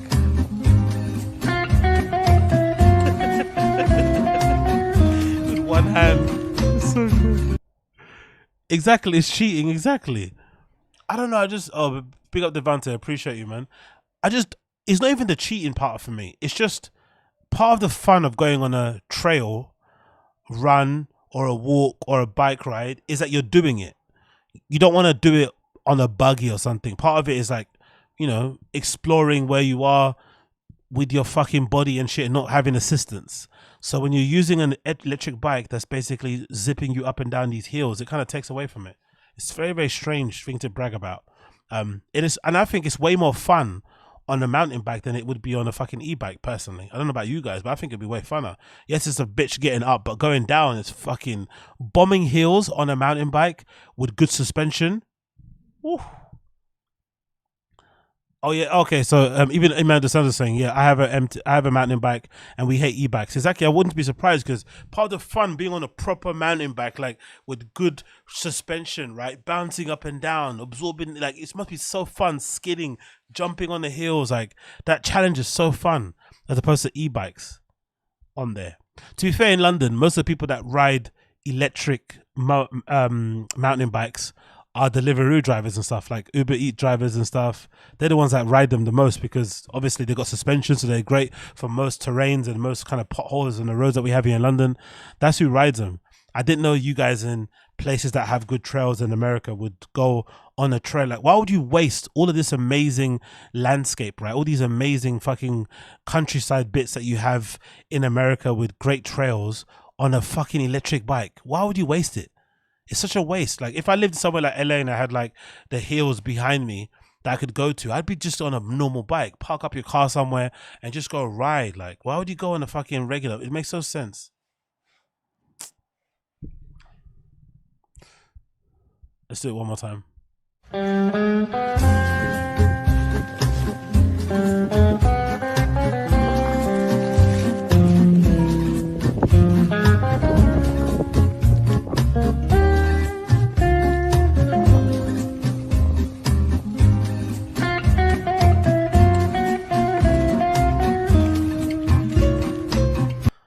man saying, oh, that he doesn't. Well, to be fair, e-bikes are better for downhill because they're heavier. Yeah, for sure. It makes sense. It's like most heavy cars, right? They're good traction, but that's part of the challenge. Part of the challenge is having a really light, springy bike and trying to keep that bad boy handled and, you know, spend as much time on the ground as possible and not flying everywhere and fucking hitting your head on the tree. That's part of the challenge. That will get you fucking hyped. I used to love doing it when my mum used to live somewhere else in London that had more hills and shit. I used to love bombing the hills on my mountain bike, man. It was so fun. Obviously, the worst part of it was getting punctures, having to replace the fucking inner tubes and the wheels when they bent and stuff, when you were going too crazy. But it was so much fun bombing hills, man. I fucking loved it. I could never imagine doing that on a fucking e-bike. It just wouldn't be as fun. An e-bike is fun when you're riding it in the city, going from place to place, zipping around cars, jumping off of curbs. But when you go on trails, I want to be on an actual pedal bike, you know? But hey, maybe I'm in the minority. Anyway, last clip before I leave. Bappa tells a true story about Laugh Factory and a group of bikers to Ron Perlman. So this is a little clip from the Fighting the Kid sub. So big up the guy who made this and put this together. Let's play this on the thing. Yeah, I was doing a spot at the Laugh Factory, and I see I'd read all the books on biker gangs. I know my biker gangs, and I see this group of biker gangs in the back. I'm at the Laugh Factory. Grab bikers, yeah. A good amount of them. I see them in their patches. I won't say what gang it is, but I recognize the logo. I'm like, oh shit, man, bike gangs. So I get off stage. I'm waiting for my car outside. They come out. They follow me out, and I'm like, oh. When I was a UFC fighter, I was supposed to do this appearance in Colorado Springs, and my manager calls me and goes, you can't go. I'm like, what do you mean I can't go? It was a paid gig and I have a lot of money back then. I'm like, what do you mean I can't go? He goes, there's a biker gang meeting, a Hell's Angel meeting, and one of their enforcers put a bounty on you. He says he can beat you up. I'm like, what? He can fight you. Yeah, he wants to fight me. I'm like, I don't want to be part of that. He's like, it's the sheriff called us, said you can't go. It's not worth the risk. So I'm like, all right, whatever. So I thought maybe when I walk out on the street of Sunset, I'm like, oh, hopefully they're not trying to fight me. And they're all out there and they're fans. And my first question I said to him, I go, hey man, I'm not even trying to overstep here. I go, but I love Sons of Anarchy. I was like, how realistic was that? He's like, pretty spot on, man. One of the guys goes, pretty spot on, man.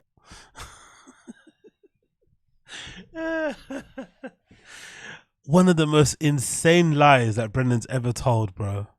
Makes fucking no sense. Such an insane fucking lie. But big up the person that put this together, man. That was really fucking good. That was super funny. Pretty spot on, man. Pretty spot on. All right, brother. Whatever you say. This guy is one of the most epic liars of all time, mate. I swear to God. What's the saying? Me and Rogan, we said that, we did this, we did that, we did that. What's this one? Not that one. We did this, we did this, we did this. Did a fake laugh. What's this one? Mexico is trying to get clout. We did that one already. Where's another one? Have I done them all? I think I might have done them all.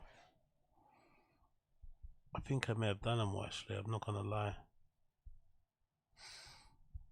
Okay, bear with me a sec. Let me just double check and see if I've got anything else I wanted to show you guys. But I think that might be it for now. Boom, boom, boom, boom, boom. Okay, I'm looking. Yeah, I think that might be it. I think that may be it. Reagan there. Yeah, there's nothing else I want to see here, is there really? I can't think of anything else on here to check out. New sponsor. Got rid of the modded truck. Yeah, what's this one? I got something called Brendan Mencia. What's that one about? Or is that? I think that's a joke thief one, probably, isn't it? I would want to talk about that one. I think that might be it for now, my friends. Let's find anything else here that I want to see. Bish bash bosh. We got that. We got this. Okay, that might be it then, I think. Bish bash bosh. Bish bash bosh. Bish bash bosh. Oh, there we go. There we go. There we go. I think that's what I wanted to say. I wanted this one. I wanted the one about Eminem. This one. Yeah, we do. Yeah, for sure. If has Chin got a new pod? Has Chin got a new one out anyway? Has he got a new thing out? Chin Sui, has he got a new vlog out or not? Family Man with No. Campbell Man. Okay, Napkin. We'll just go through the popular ones last time. We'll go through some old ones because I haven't watched a few of the old ones, so we'll go through that next stream. Yeah, but let's watch this one. I want to see this one about Eminem allegedly. Let's see this. Diddler mentioning meeting Eminem as a layers of Papa's Eminem story. So we heard him lie about meeting Hell's Angels or Hell's Angels putting a bounty on his head or something. I don't know. Sounds like fucking absolute bullshit to me. But let's hear about this one. Now allegedly he's Eminem. Eminem is a big fan of his. Let's hear what he to say here. Let's hear this lie. Family Man with Campbell Man. Napkins. Napkins. I'll never forget meeting Eminem, and then that's what he did to me. That was the first thing he did to me, and it was so weird. I'll never forget him texting me to post this UFC thing, and I fucked up the text. Eminem texted you Yeah. to do it? What did he say? He did this bit how him and Dana had this fake beef to promote a fight, Yeah. and he reached out to me, and I was like, holy shit, no doubt, you got it, man. But I was like in a rush trying to get to the studio. Yeah. And I put out the text, but I tagged the wrong UFC. It was like UFC whatever 190 something. It was like 191. I put 192. Yeah. I was like, there you go, man. He's like, wrong fucking UFC number. I was like, my bad, man. On the DMs? On the text. Oh, you have his number? Yeah, not a big deal. Eminem's number? Yeah, dude. I don't. And Eminem's Chris didn't believe him in the slightest, didn't it? Chris's face was so... Look at that. Look at that. That's X for doubt. That isn't X for doubt face. That is the most X for doubt face I've seen in my entire life. Maybe a little bit of regret there, but also X for doubt. Look at Chris's face. You got Eminem's number. One more time. That was so good. One more time. I put out the text, but I tagged the wrong UFC. It was like UFC whatever 190 something. It was like 191. I put 192. Yeah. I was like, there you go, man. He's like, wrong fucking UFC number. I was like, my bad, man. On the DMs? On the text. Oh, you have his number? Yeah, not a big deal. Eminem's number? Yeah, dude. I don't. And Eminem's on Instagram, Twitter, social media. He's DM'd me. I had a thing with Eminem, right? So I know he's on social media because when they were doing that, like kind of, they were trolling the UFC changed. Dana White. They hit me up to blast it out, So I did it. Spoke to Eminem. Insane. It was the craziest time in my life because I'm such an Eminem fan. I watched this drive.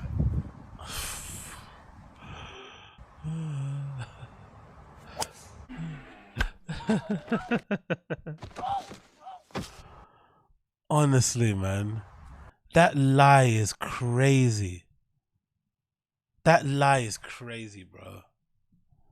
So he went from being on the DMs to being in text. And I think who's Martin Moose says it. How do you tag on a text exactly? What? Such an insane lie, innit? But hey, what can you do? Brendan Shaw, the meter of all people, innit? The meter of all people. Absolute legend. I love fucking Chris's face though. He didn't buy it in the slightest, innit? He was not buying it. He was not buying it in the slightest. Look at that face. Where is he? Is it here? Is it there? Where is it? Look at, he doesn't believe it. Anyway, guys, I'm gonna love you and leave you. It's late now. I've got to head off to the gym. Thank you for joining me. Always a pleasure, never a chore. Hope you've all enjoyed it and stuff. Had a good time. If you have, please make sure you smash the like button down below for me, please, if you may. Smash the like button down below. Do me a favor, help a brother out. And yeah, man. Thank you for hanging out. Oh, I'll have a brand new episode of Patreon as well available. A bonus episode of the TFATK show and maybe some comedy thing I'll put up there. I'm not too sure. I'll decide. But definitely check out my Patreon. Link is in the description. You can already find a bonus episode on there already. I'm doing one a week. I did one on Monday. Another one should come tomorrow. And yeah, man, hang in there. Oh, I also might do a DJ mix actually later on today. When I get some rest and stuff, I might go and do a DJ mix. So if you're around and you want to see me play some music, I might be streaming later and doing a little DJ mix. So hang in there and you might see that. But until then, I appreciate all of you. Love and light. Big up the chat. Big up Austin Casey. Big up Aga. Big up Aga. Cheers, brother. Thank you. Big up Matt Rizze, Don Dutta, Dylan B, Austin, I see you there. Marty Moose, thank you for joining, brother. Gluten Free Taco. Coiler, of course, my guy. Thank you for being here, mate. Stinger Goo, KP, Crash, Tyler Ghost. Who else is here? KP, Devante, Bodybuilding News. Thank you for joining, brother. Uche for here earlier. Austin, Casey again. Super Jello. Many of you that were here, appreciate all of you. Thank you for joining me. Please make sure that you fucking smash a like down below for me. Do me that favor. That's all I ask from you, and I'll see you all again very soon, my friends. Take care, everybody. Have a good one. Peace.